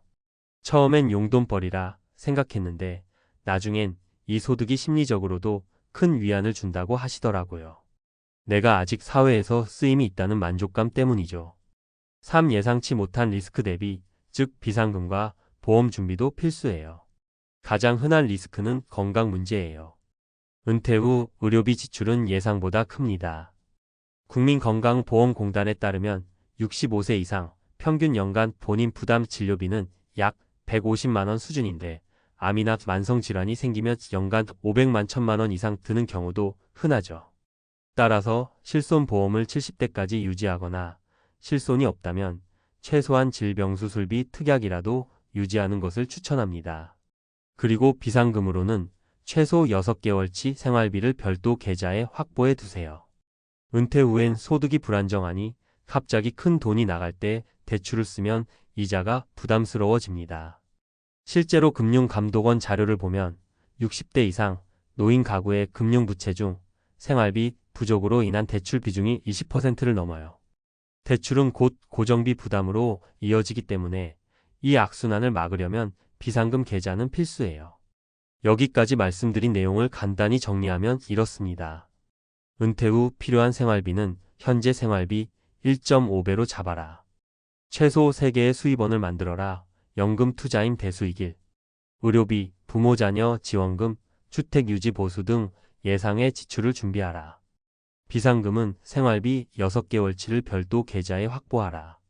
실손보험이나 최소 질병보장보험을 70대까지 유지하라. 끝으로 꼭 말씀드리고 싶은 건 노후에 일하는 것이 절대 부끄러운 게 아니라는 점이에요. 오히려 건강이 허락하는 한 사회에서 역할을 이어가는 것이 재정적으로도 정신적으로도 훨씬 건강하다는 연구 결과가 많습니다. 이런 노동이 아니라 존재의 이유가 될 수 있거든요. 지금 이 글을 읽는 당신이 40대든 50대든 이미 은퇴를 했든 간에 오늘부터라도 한 가지만 실천해 보세요. 내 생활비를 정확히 계산하고 그 금액을 만들어낼 방법을 고민해 보는 것. 그 작은 시작이 10년 후, 20년 후의 삶을 완전히 달라지게 할 거예요. 퇴직이 가까워질수록 요즘 김 대리는 퇴근길마다 이런 생각이 든다. 내가 앞으로 살 곳은 어디일까? 매일 꽉 막힌 출근길, 상사 눈치 보며 사무실에서 보내는 시간, 집에 오면 잠만 자는 반복된 일상. 이제 그 시간이 끝나간다는 게 설레기도 하지만 한편으로는 두렵다. 은퇴하면 시골로 내려갈까? 아니면 지금 사는 동네에서 그냥 살까? 그래도 병원, 마트, 대중교통 다 있는 곳이 좋을 텐데. 이런 생각을 하다가도 언젠가는 몸도 불편해질 텐데 너무 외진 곳으로 가는 건 아닐까 걱정된다. 사람들이 흔히 말한다. 은퇴하면 따뜻하고 물가 싼 지방으로 가서 조용히 살아야지. 하지만 실제로 내려간 사람들 얘기를 들어보면 너무 외롭고 심심해서 다시 서울이나 수도권으로 올라오는 경우가 많다. 그래서 오늘은 55세 직장인 김 대리가 은퇴를 앞두고 진짜 살고 싶은 동네 세 곳을 꼼꼼히 비교해본 이야기를 해보려고 한다. 이 글을 읽고 있는 당신도 언젠가는 같은 고민을 하게 될 테니까. 첫 번째 후보 경기도 남양주 서울과 시골 사이에서 찾은 절묘한 균형. 김 대리는 어릴 때부터 서울 강북에서 자랐다. 그런데 나이가 들수록 너무 빽빽한 아파트 숲과 매연 냄새가 답답했다. 하지만 그렇다고 전남 구례나 경북 영양 같은 곳으로 내려갈 자신은 없었다. 병원도 멀고 대중교통도 불편하니까. 그러다 찾은 곳이 경기도 남양주였다. 지하철 경의중앙선과 경춘선, 수도권 전철이 다니고 서울 강동권까지 차로 3040분이면 닿는다. 무엇보다 북한강을 끼고 있어서 공기가 맑고 조금만 들어가면 시골 같은 한적함도 느낄 수 있다. 얼마 전 은퇴한 선배가 남양주 조안면에 단독주택을 지었다고 한다. 그 선배 말이 인상 깊었다. 서울은 답답하고 강원도는 멀고 남양주는 딱 중간이야. 병원도 가깝고 친구들 만나러 서울 가기도 좋고. 김 대리도 직접 가봤다. 북한강 자전거길을 따라 자전거 타는 사람들, 카페촌에서 여유롭게 차를 마시는 중장년 부부들, 그리고 롯데마트나 이마트 같은 대형마트도 가까워 불편함이 없었다. 집값은 서울보다 훨씬 싸지만 수도권 프리미엄 덕분에 재산 가치도 크게 떨어지지 않는다.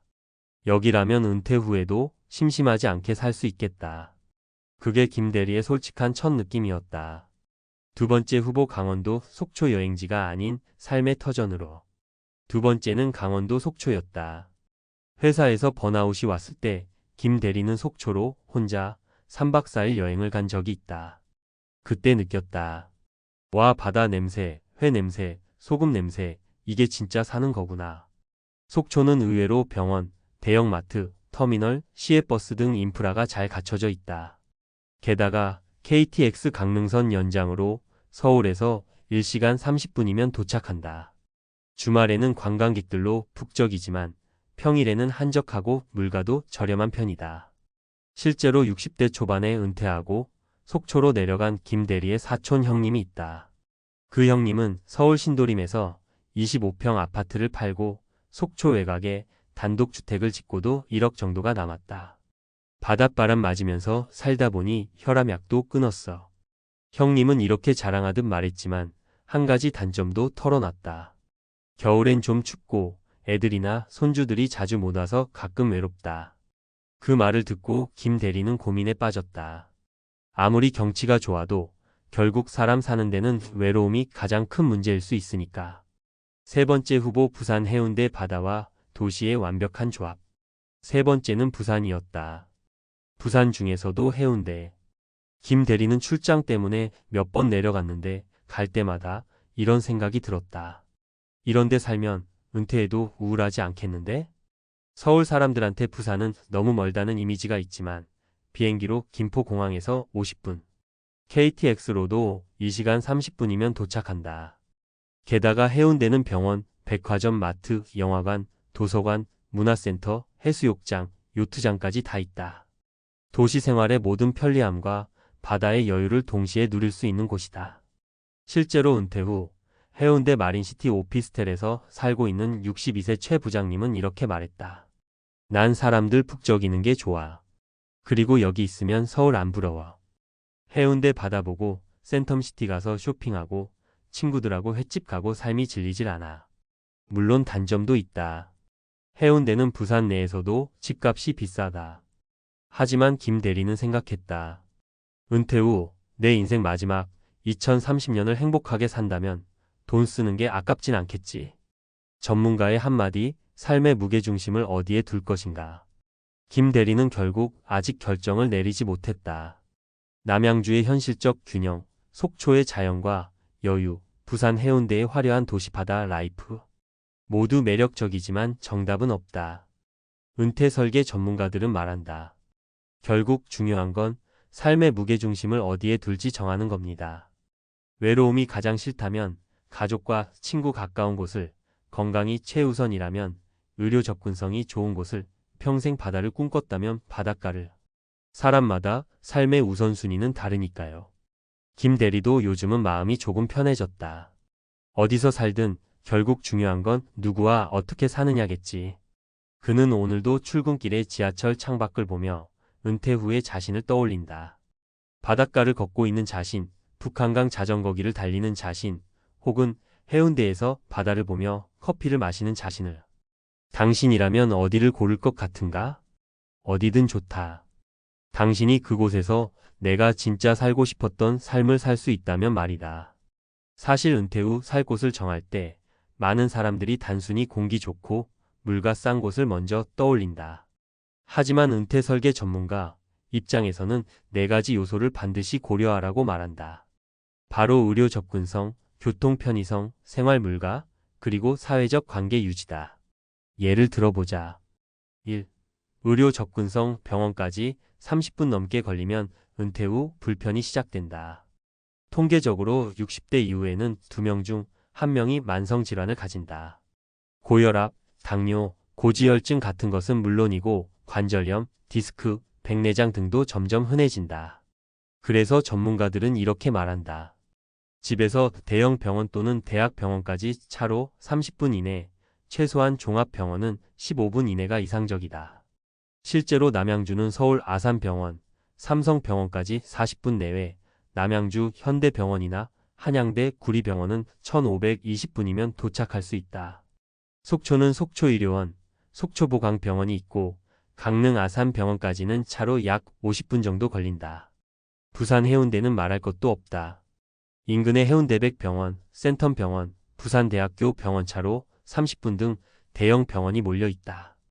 의료 접근성은 당장 60대에는 체감이 적어도 70대 중후반부터는 삶의 질을 좌우하는 핵심 요인이 된다.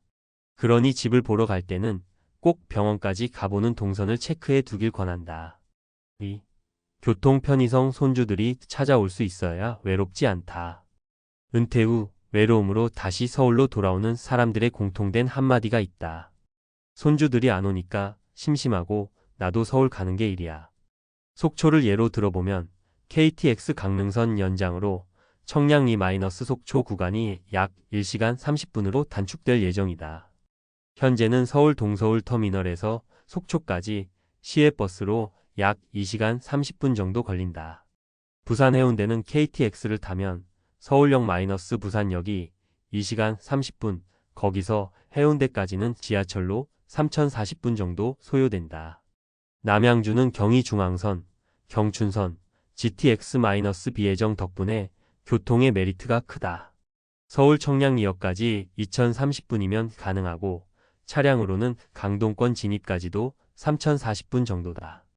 은퇴 후 교통이 중요한 이유는 손주들이 놀러오기 좋고 본인도 문화생활이나 지인 모임에 쉽게 갈 수 있기 때문이다. 차가 없을 때도 대중교통으로 움직일 수 있는지를 반드시 체크해 두자. 3. 생활 물가 생각보다 지방이 싸지 않을 수 있다. 사람들이 흔히 지방은 물가가 싸다고 생각한다. 부분적으로 맞지만 대형마트가 적거나 택배 배송비가 추가되는 경우가 많다. 예를 들어 속초나 강릉 같은 관광지는 오히려 식자재 가격이 수도권보다 비싼 품목도 있다. 남양주는 이마트, 롯데마트, 농협 하나로마트 등 수도권과 동일한 인프라가 있고 배달앱도 거의 서울과 동일하게 이용 가능하다. 부산 해운대도 마찬가지다. 오히려 서울보다 음식점, 택시, 대중교통 요금은 저렴한 편이다. 한 가지 팁을 드리면 전통시장과 대형마트를 모두 가보고 생필품과 외식 비용, 병원 진료비 수준을 미리 조사해보는 것이 좋다. 실제로 내려가서 생각보다 생활비가 줄지 않는다며 후회하는 사례가 적지 않기 때문이다.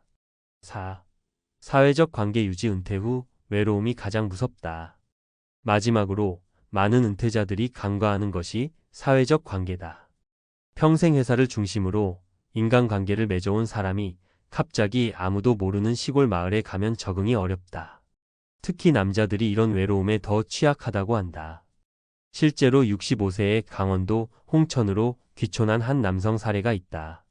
서울에서 35평 아파트를 팔고 홍천에 200평 땅에 주택을 지었다. 하지만 3년 만에 다시 수도권으로 돌아왔다. 이유는 단순했다.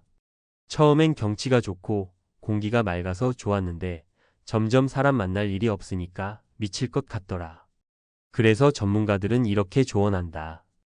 은퇴 후에도 기존 친구, 동문, 동호회 등과 쉽게 만날 수 있는 곳으로 가는 게 좋다.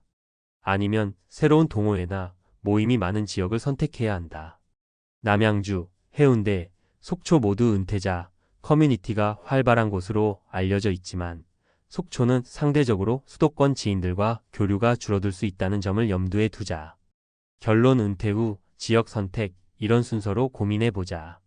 마지막으로 실제 은퇴 컨설팅 현장에서 제시하는 지역 선택 4단계 체크리스트를 말해주겠다. 내 건강 상태와 의료 접근성 필요도 파악하기. 만성질환 여부, 앞으로의 건강 리스크 고려.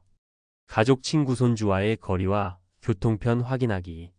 한 달에 최소 23회는 만나고 싶은 사람이 있는지 자문. 생활 물가 수준, 특히 생필품과 외식비, 병원 진료비 비교하기. 전통시장, 대형마트, 병원, 식당을 직접 가보는 현장 답사가 필수. 그 지역에서의 하루 일과를 시뮬레이션 해보기. 아침부터 밤까지 무슨 운동을 하고 누구를 만나고 뭘 먹을지 그려보라. 김 대리는 오늘도 퇴근길에 생각한다. 남양주에서 자전거 타고 속초에서 회 먹고 해운대에서 커피 마시고 어디든 좋다. 중요한 건 내가 그곳에서 누구와 어떻게 살아갈지니까. 은퇴 후 지역 선택은 결코 집값이나 풍경만의 문제가 아니다. 당신의 남은 30년, 삶의 질을 결정짓는 가장 중요한 선택임을 꼭 기억하자. 나는 은퇴하면 그동안 못 놀았던 거 마음껏 즐길 거야. 59세 김 씨도 그렇게 생각했대요. 서류 가득 든 사무실을 떠나면서 퇴직금 통장 잔액을 보고 한숨 돌렸죠. 그래, 이 정도면 한 34년은 그냥 써도 되겠네. 그렇게 시작된 은퇴 생활은 예상보다 훨씬 빠르게 무너졌습니다. 처음엔 자유로웠대요. 하루에 한 번은 좋은 밥집 가고 친구들이랑 스크린 골프 치고 아내랑 백화점 다니고. 그런데 두어 달 지나니 이러다 금방 바닥나는 거 아냐? 하는 불안감이 밀려오더랍니다. 그때부터 밤마다 계산기를 두드렸대요. 내가 앞으로 몇 년을 더 살지 모르겠는데 이 돈으로 어떻게 버티나. 사례 1. 한 달에 300만 원씩 쓰면 10년 못 간다는 현실.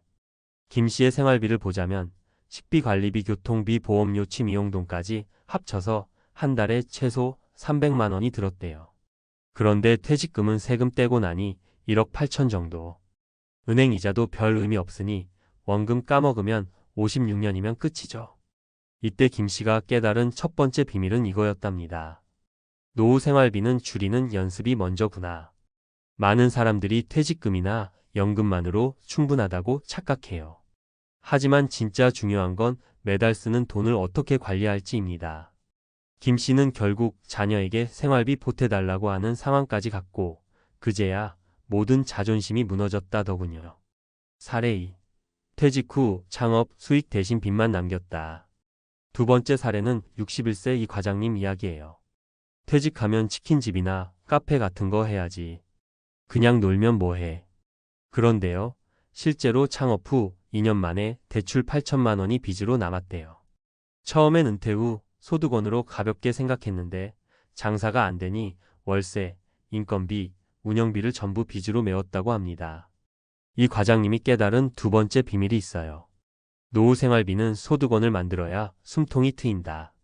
퇴직 후 돈 나가는 걸 줄이는 것만으로는 부족해요. 월 30만 원, 50만 원이라도 꾸준히 들어오는 소득원이 있으면 심리적 안정감이 전혀 다르거든요.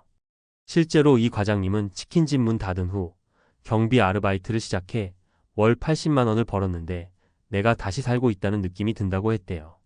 사례 3. 70대가 돼서야 국민연금의 진가를 알았다. 마지막 사례는 70세 박 여사님 이야기입니다. 젊었을 땐 국민연금 내는 게 아까웠대요. 하지만 지금 매달 90만 원씩 꼬박꼬박 들어오는 그 연금이 삶의 마지막 버팀목이 되었다고 하시더군요. 노후 준비는 적게라도 오래 일찍 시작하는 사람이 결국 웃는다. 박 여사님은 이렇게 말했대요. 연금 덕분에 최소 생활비는 버틸 수 있으니 자식들 눈치 안 보고 살 수 있다. 이게 얼마나 큰 행복인지 젊을 때 몰랐다. 전문가의 인사이트 줄이기와 만들기, 이 두 가지가 전부다. 결국 김씨, 이 과장님, 박 여사님 사례에서 보듯 노후 생활비 준비의 본질은 단순합니다. 첫째, 고정 지출을 줄여서 돈이 오래가는 몸을 만드는 것. 둘째, 작더라도 평생 이어질 소득원을 만드는 것. 사람들은 보통 얼마를 모아야 하냐만 고민합니다. 하지만 진짜 중요한 건 매달 쓰는 돈이 얼마냐, 매달 들어오는 돈이 있냐예요. 이 두 가지만 확실하면 노후의 불안은 상당 부분 사라집니다. 현실적 마무리. 이 글을 읽는 당신도 언젠가는 은퇴라는 단어 앞에 서겠죠. 혹시라도 지금 나는 아직 멀었어 라고 생각한다면 김씨처럼 어느 날 갑자기 맞닥뜨린 은퇴 후 현실이 얼마나 가혹한지 잊지 마세요. 매달 10만 원이라도 덜 쓰는 습관, 매달 30만 원이라도 버는 구조를 지금부터 만들어 두세요. 노후 준비는 복잡한 금융상품이 아니라 결국 줄이는 연습과 버는 구조라는 가장 단순한 진리를 실천하느냐에 달려 있으니까요. 59세 김씨처럼 퇴직 후 생활비 때문에 무너지는 사람들을 많이 봤어요. 퇴직 전까진 모두들 이렇게 말하죠. 아끼면 되겠지. 퇴직금 있잖아. 국민연금 나오면 살 수 있어. 하지만 현실은 딱 3달 만에 달라집니다. 월급이 안 들어오는 순간 내 통장에서 매달 300만 원씩 빠져나가는 그 공포감은 겪어본 사람만 알아요. 그럼 도대체 어떻게 해야 할까요? 1. 생활비 구조를 3단계로 나눠서 관리하기. 많은 사람들이 얼마를 모아야 하나요? 라고 물어보지만 저는 이렇게 반문해요. 지금 한 달에 얼마 쓰시는데요? 예를 들어보죠. 은퇴 후 생활비는 대략 이렇게 나뉩니다. 생존비 집세 또는 관리비, 공과금, 식비, 기본보험료, 안정비, 병원비, 대중교통차 유지비, 통신비, 소소한 취미허가비, 여유비, 외식, 여행, 자녀 지원, 고급 취미활동. 김씨의 경우 한 달에 최소 200만 원이 생존비, 70만 원이 안정비, 30만 원이 여유비였어요. 즉, 절대 줄일 수 없는 생존비를 먼저 계산하고 안정비와 여유비를 단계적으로 줄여야 한다는 거죠. 2. 현실적인 국민연금 수령액과 노후 적정 비용. 2024년 기준 국민연금 평균 수령액은 월 58만 원 정도지만 가입 기간이 길수록 올라갑니다. 예를 들어 20년 이상 가입한 사람의 평균은 약 95만 원 정도이고 최대 상한 수령자는 240만 원을 받기도 합니다. 그런데 문제는 국민연금만으로는 최소 생존비도 충당이 안 된다는 겁니다.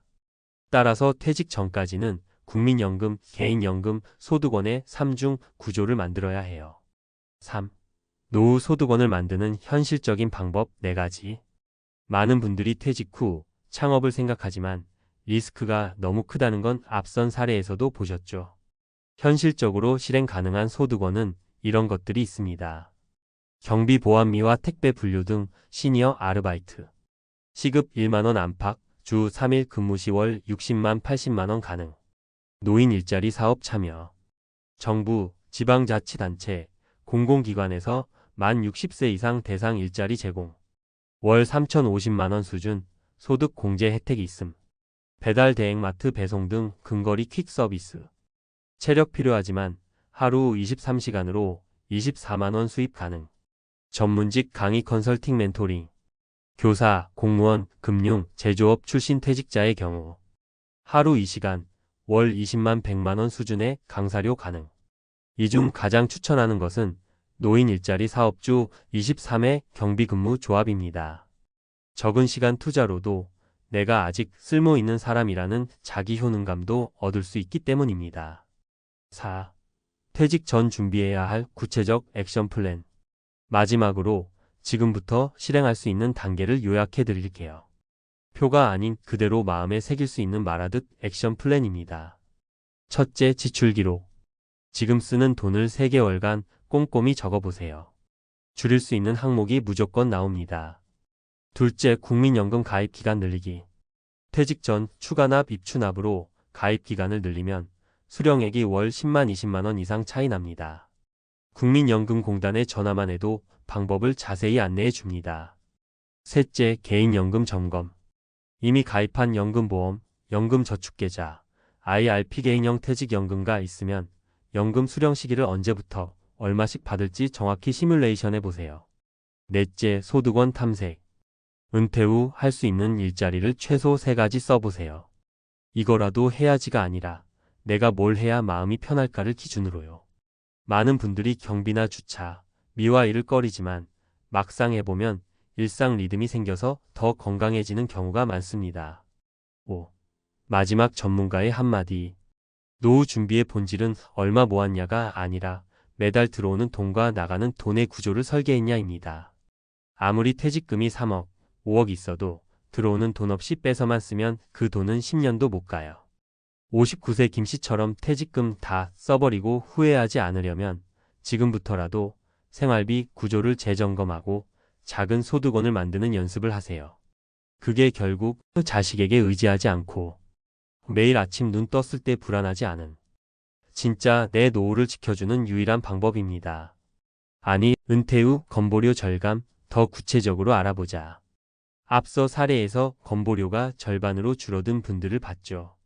이번에는 도대체 왜 이렇게 건보료가 많이 나오는지, 그리고 어떻게 해야 현실적으로 줄일 수 있는지를 조금 더 깊게 파헤쳐 볼게요.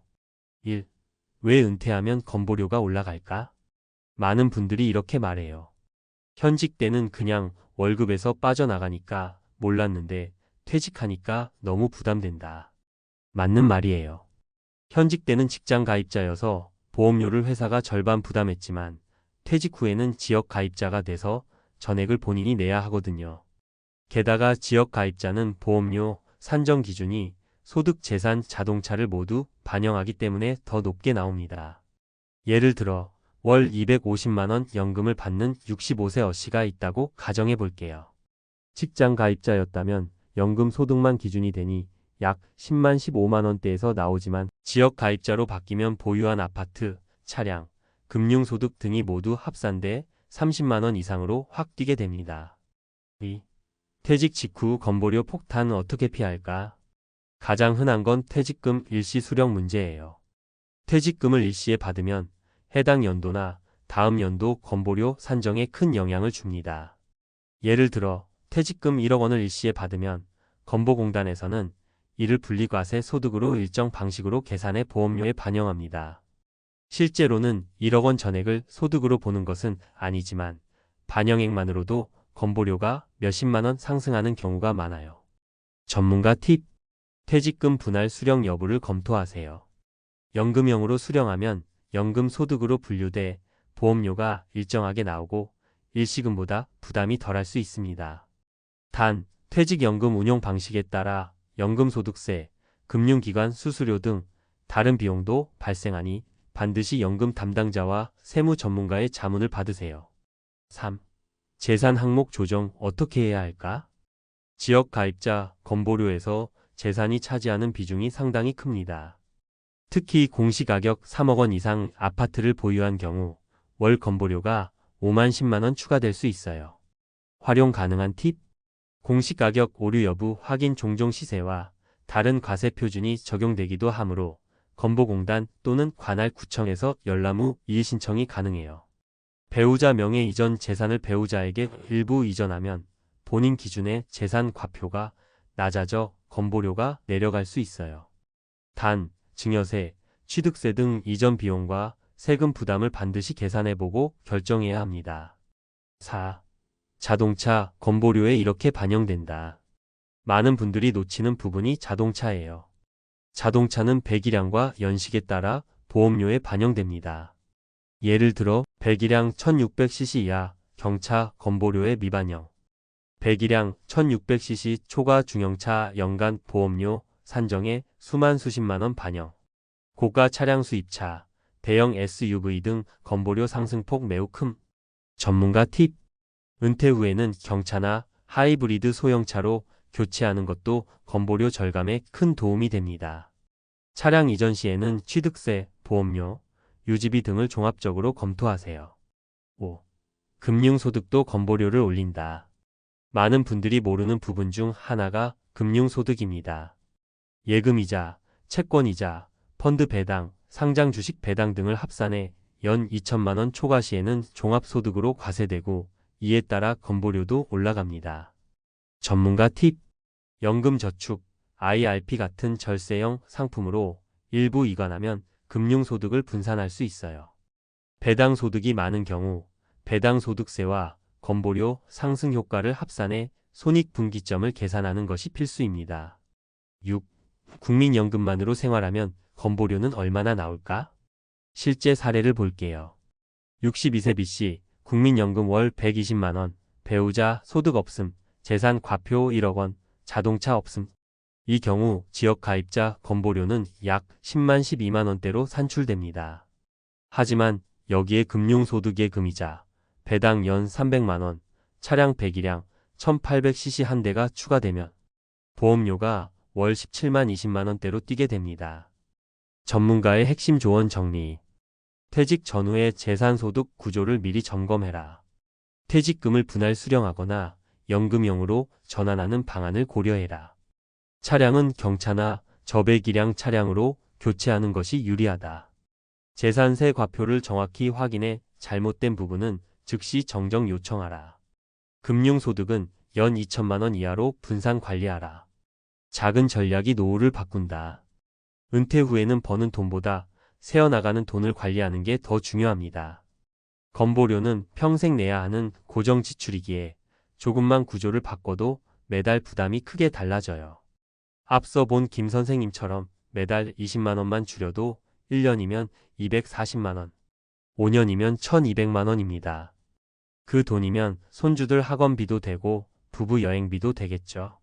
왜 아무도 알려주지 않을까? 라는 말이 나오지 않도록 오늘 이 글을 본 여러분만큼은 꼭 준비된 은퇴자가 되시길 바랍니다. 퇴직했는데 왜 건보료가 더 올라가죠? 김 선생님은 요즘 매달 고지서를 볼 때마다 한숨이 나옵니다. 35년을 학교에서 아이들을 가르치며 성실하게 살아왔는데 막상 은퇴하고 나니 한 달에 나가는 돈이 너무 많다는 걸 깨달았거든요. 특히 건강보험료가 문제였어요. 현직 때는 월급에서 공제되니까 크게 체감하지 못했는데 퇴직 후 지역 가입자로 전환되자 40만 원이 넘는 고지서가 날아왔습니다. 연금도 넉넉지 않은데 이 돈을 어떻게 내나. 김 선생님처럼 은퇴 후 건보료 때문에 고민하는 사람들이 정말 많습니다. 평생을 모범적으로 살아왔는데 매달 빠져나가는 고정 지출 때문에 노후가 불안해지는 현실. 누구도 미리 알려주지 않는 이 불편한 진실 앞에서 김 선생님은 스스로 답을 찾기 시작했습니다. 사례 1. 62세 김 선생님의 절반 절감 스토리. 김 선생님은 처음에 건보공단에 전화했지만 상담원도 원론적인 이야기만 했습니다. 그러다 지인을 통해 소득 재산 조정 방법을 알게 됐죠. 퇴직 직후에는 퇴직금이 일시금 소득으로 반영돼 건보료가 높게 책정됩니다. 하지만 이 소득 반영 기간은 1년. 그 이후에는 다시 평가되는데 김 선생님은 재산과 자동차를 배우자 명의로 일부 이전해 과표를 낮췄고 국민연금 외에 별도 금융소득이 없도록 계좌 구조도 단순화했습니다. 그 결과 한 달 42만 원이던 건보료가 21만 원으로 내려갔습니다. 무려 절반이 줄어든 거죠. 김 선생님은 말합니다. 이걸 왜 아무도 알려주지 않는지 모르겠어요. 은퇴 전에 이런 걸 알았으면 덜 불안했을 텐데. 사례 2. 58세 자영업자 박 사장님의 생존 전략.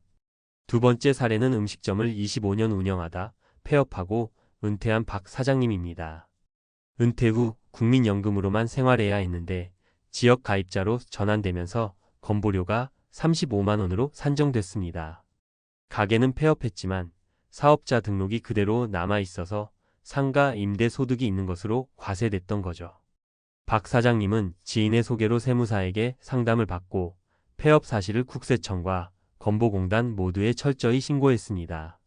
또한 차량을 아들에게 양도해 자동차 보험도 자녀 명의로 전환했죠. 그렇게 조정한 결과 건보료가 36만 원에서 17만 원으로 떨어졌습니다. 매달 20만 원을 아끼게 되자 박 사장님은 한숨 돌렸다고 말합니다. 사실 자존심 상해서 주변에 말도 못했는데 이제는 이 방법을 다들 알았으면 좋겠어요. 사례 3. 65세 은퇴 공무원 이 과장님의 고민과 해결. 마지막 사례는 공무원 연금을 받는 65세 이 과장님입니다.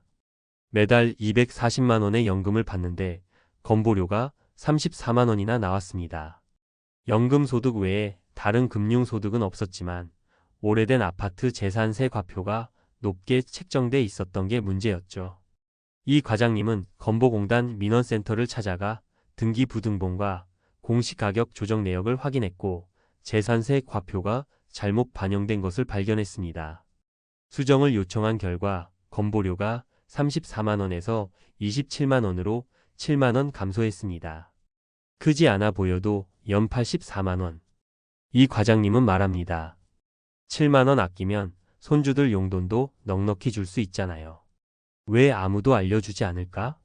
이렇게 건보료는 모르면 무조건 손해입니다. 퇴직 후 지역 가입자로 전환되면 단순히 연금 소득만 반영되는 게 아닙니다.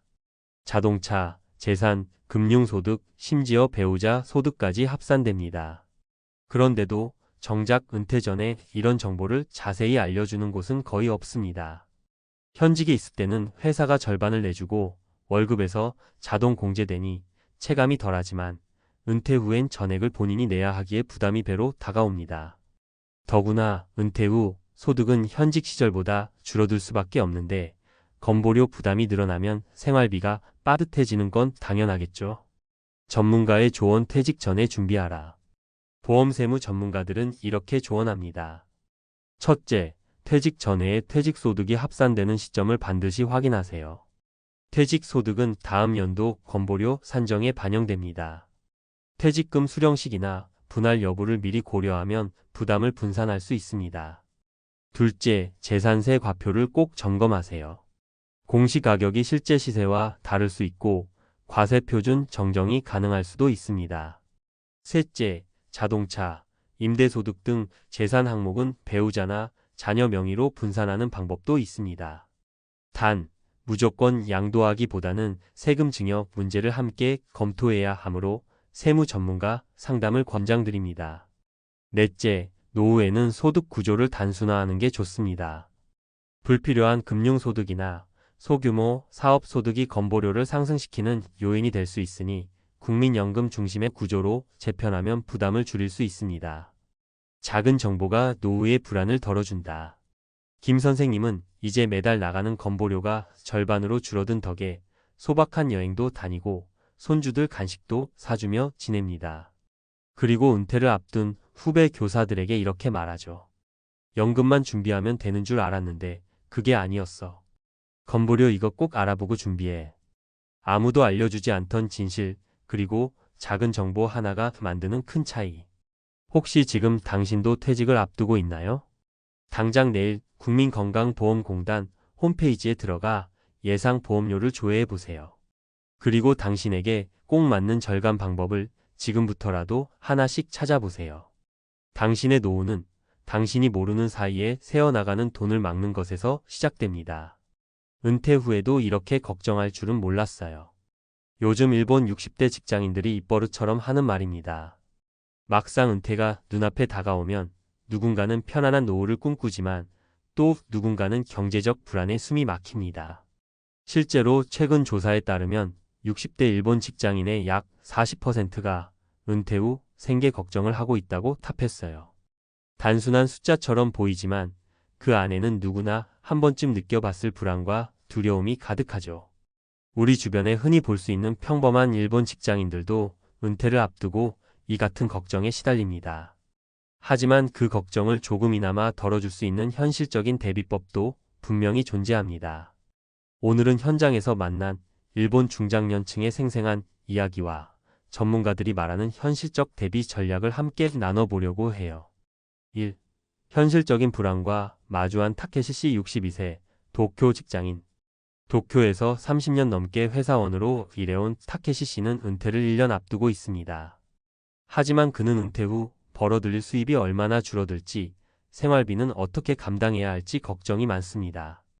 타케시 씨의 경우 회사에서 받는 월급에 의존해 생활해 왔기 때문에 저축과 투자를 충분히 하지 못했던 게 가장 큰 문제였죠. 연금이 얼마나 나올지 불확실한데 지금도 생활비가 빠듯해요. 은퇴 후엔 어떻게 살아야 할지 막막합니다. 타케시 씨는 이렇게 말했습니다. 이런 고민은 일본 중장년층 상당수가 공유하는 현실입니다. 그가 찾아간 곳은 은퇴스쿨이라는 은퇴준비 교육 프로그램이었습니다. 여기서는 재무관리부터 건강관리, 심리상담까지 포괄적인 교육을 제공합니다. 타케시 씨는 이곳에서 자신의 재정 상태를 객관적으로 파악하고 은퇴 후 지출을 줄일 방법과 작은 규모지만 안정적인 투자 방법을 배웠습니다. 2. 싱글 여성 요코 씨 58세, 혼자서도 살아남기 전략. 요코 씨는 도쿄 외곽에서 혼자 사는 58세 직장인입니다. 그녀는 은퇴가 가까워지면서 혼자서 어떻게 생계를 유지할 수 있을까 고민이 컸습니다. 특히 일본은 싱글 중장년층의 노후 빈곤 문제가 심각해지면서 요코 씨 같은 분들의 고민은 더 깊어지고 있죠. 요코 씨는 은퇴 전에 자격증을 따고 프리랜서로 일할 준비를 시작했습니다. 은퇴스쿨에서 배운 커리어 전환과 자산관리 전략 덕분에 그녀는 경제적 자립에 한 발짝 다가섰습니다. 혼자서도 먹고 살 수 있는 능력을 갖추는 게 제일 중요하다는 걸 깨달았어요. 은퇴스쿨 덕분에 늦지 않게 준비할 수 있었죠. 요코 씨의 이야기에서 변화하는 시대에 맞는 은퇴 준비의 중요성을 다시 한번 느낄 수 있습니다. 3. 농촌으로 돌아간 히로시 씨 65세, 삶의 질을 지키는 은퇴 준비. 히로시 씨는 도쿄의 대기업을 은퇴한 후 고향인 시골 마을로 돌아갔습니다. 그는 은퇴 후에도 전원 생활을 하면서 소규모 농업과 지역사회 활동에 참여하며 활기찬 노년을 보내고 있습니다. 하지만 히로시 씨 역시 초반에는 경제적 불안과 건강 문제로 고생했어요. 그는 은퇴 전에 은퇴스쿨에서 재정 설계와 건강관리법을 배우며 은퇴 후에도 꾸준히 자신을 돌보는 법을 익혔습니다. 돈이 많다고 행복한 건 아니에요. 중요한 건 자기 삶을 어떻게 꾸려가느냐죠. 히로시 씨는 그렇게 말했습니다. 은퇴 준비가 단지 돈만의 문제가 아니라는 걸 잘 보여주는 사례입니다. 전문가가 말하는 은퇴 준비의 핵심. 재무 전문가 가와사키 씨는 이렇게 조언합니다. 일본 중장년층의 은퇴 걱정은 대부분 경제적 불확실성에서 시작합니다. 은퇴 전 자신이 가진 자산과 예상 지출을 정확히 파악하는 게 가장 중요하죠. 그리고 은퇴스쿨과 같은 전문 교육 프로그램을 통해 재무 지식뿐 아니라 심리적 대비도 해야 합니다. 또한 사회복지 전문가인 나카무라 씨는 은퇴는 단순히 직장을 그만두는 일이 아니라 삶의 큰 전환점입니다. 가족, 건강, 커뮤니티와의 관계를 재정비하는 과정이 반드시 필요합니다. 라고 강조했습니다. 지금 당장 시작해야 할 작은 실천들. 지출과 수입의 현황 점검, 매달 어디에 돈이 쓰이는지 꼼꼼히 살펴보기. 연금과 보험 혜택 이해하기, 자신에게 적용되는 정부 혜택과 민간 보험을 꼼꼼히 체크. 추가 수입원 준비, 부업, 프리랜서, 자격증 취득 등 다양한 경제활동 모색. 건강관리, 규칙적인 운동과 정기 건강검진으로 건강 리스크 최소화. 사회적 연결망 유지, 가족, 친구, 커뮤니티와의 활발한 소통으로 심리적 안정 찾기. 마치며 은퇴는 누구에게나 찾아오는 인생의 큰 전환점이지만 준비 정도에 따라 삶의 질은 천차만별이 됩니다. 일본 중장년층 40%가 느끼는 은퇴 후 생계 걱정은 단순한 통계 수치가 아니라 우리의 미래를 미리 보여주는 거울입니다. 하지만 타케시 씨, 요코 씨, 히로시 씨처럼 현실적인 준비와 작은 노력들이 모이면 불안을 극복하고 자신만의 행복한 노후를 설계할 수 있습니다. 은퇴는 끝이 아니라 새로운 시작임을 잊지 말고 지금부터 차근차근 대비해보는 건 어떨까요? 이어서 전문가의 시각에서 구체적이고 실용적인 정보를 중심으로 독자가 실제로 활용할 수 있도록 사례 수치 팁 주의사항을 포함해 설명하겠습니다. 문장은 친근한 구어체이되 정보의 깊이는 전문가 수준으로 유지하겠습니다. 일본 60대 직장인 40%가 은퇴 후 생계를 걱정하는 진짜 이유와 실전 대비법. 앞서 이야기한 타케시 씨, 요코 씨, 히로시 씨의 사례에서 공통적으로 드러나는 건 바로 은퇴 후 수입의 불안정성입니다. 일본 후생 노동성 조사에 따르면 일본 60대 이상 직장인의 약 40%가 은퇴 후 경제적 어려움을 느낄 것이라고 답했습니다. 이 수치는 단순히 좀 불안하다 수준이 아니라 실제 생활이 불가능해질지도 모른다는 위기감을 뜻하죠. 왜 이런 상황이 벌어질까요? 전문가들은 크게 세 가지 이유를 지적합니다. 1. 기대보다 적은 연금 수령액. 일본 국민연금의 평균 수령액은 월 약 55,946엔 하나 약 50만원 정도입니다. 두 번째 연금인 후생연금까지 합쳐도 평균 월 14만 6,162엔 하나 약 130만원 수준이죠. 여기서 문제는 일본의 6,070대 평균 생활비가 월 220만원 내외라는 점입니다. 즉, 은퇴 후에도 최소 90만원 이상의 수입 공백이 생긴다는 뜻이에요. 실전 팁. 연금 수령 예상액을 미리 시뮬레이션해보고 모자라는 부분을 근로소득, 사업소득, 금융소득으로 어떻게 채울지 구체적으로 설계하세요. 일본의 경우 노인고용안정법 개정으로 70세까지 재고용 가능하니 퇴사 후에도 계약직이나 파트타임으로 연계할 수 있는 경로를 회사 인사팀에 미리 상담해두는 것이 중요합니다. 2. 예상치 못한 의료비 지출. 은퇴 후 가장 크게 부담되는 비용 중 하나가 의료비입니다. 특히 일본은 평균 수명이 높아 80대 이후 장기 요양에 드는 비용이 연간 수백만 엔을 넘기는 경우도 흔합니다. 예를 들어 일본 후생 노동성의 고령자 의료비 통계에 따르면 75세 이상 고령자 1인당 연평균 의료비는 약 93만 엔 하나 약 840만 원으로 매달 약 70만 원꼴입니다. 실전 팁. 국민건강보험 외에도 개인실손보험을 가입해 두어 중대질병 발생 시 본인 부담금을 최소화하세요. 건강보험의 고액의료비 제도는 본인 부담 상한을 초과하는 금액을 돌려주니 반드시 신청하세요. 3. 은퇴 후 생활에 대한 구체적인 설계 부족. 많은 중장년층이 은퇴하면 막연히 쉬고 싶다고 말합니다. 하지만 은퇴 후 매일이 주말 같은 생활은 예상보다 빨리 권태감과 우울감을 불러옵니다. 이 과정에서 소비가 늘고 씀씀이는 커지지만 수입은 없으니 자산이 빠르게 줄어드는 악순환에 빠지죠. 실전 팁. 일본 은퇴스쿨에서는 재무설계, 커리어 전환, 사회활동 연계를 함께 교육합니다. 특히 MPO 법인, 지자체, 평생학습센터, 노인취업지원센터 프로그램을 통해 소득과 사회참여를 동시에 유지하는 모델을 참고해보세요. 은퇴 전 23년은 소득이 줄어든 가상 시뮬레이션 생활을 해보는 것이 좋습니다. 매달 수입을 은퇴 후 예상액만큼만 사용해보면 현실감을 느낄 수 있습니다. 전문가가 강조하는 은퇴 준비 핵심 체크리스트. 연금 수령액 파악, 국민연금, 후생연금 예상 수령액 확인. 지출 구조 점검, 현재 고정비와 변동비를 파악하고 불필요한 지출 줄이기. 근로 연장 전략, 70세까지 재고용 제도 활용 또는 프리랜서 부업 준비. 의료 간병 대비 실손보험 가입, 고액의료비 제도 신청 준비. 자산 포트폴리오 재편 안정적인 배당주, 채권, 현금성 자산 비중 조정. 사회적 관계 유지 지역사회 활동, 동호회, 봉사활동 등으로 고립 예방. 심리적 대비 은퇴 후 일상 루틴과 목표 재설계 취미, 공부, 봉사 등.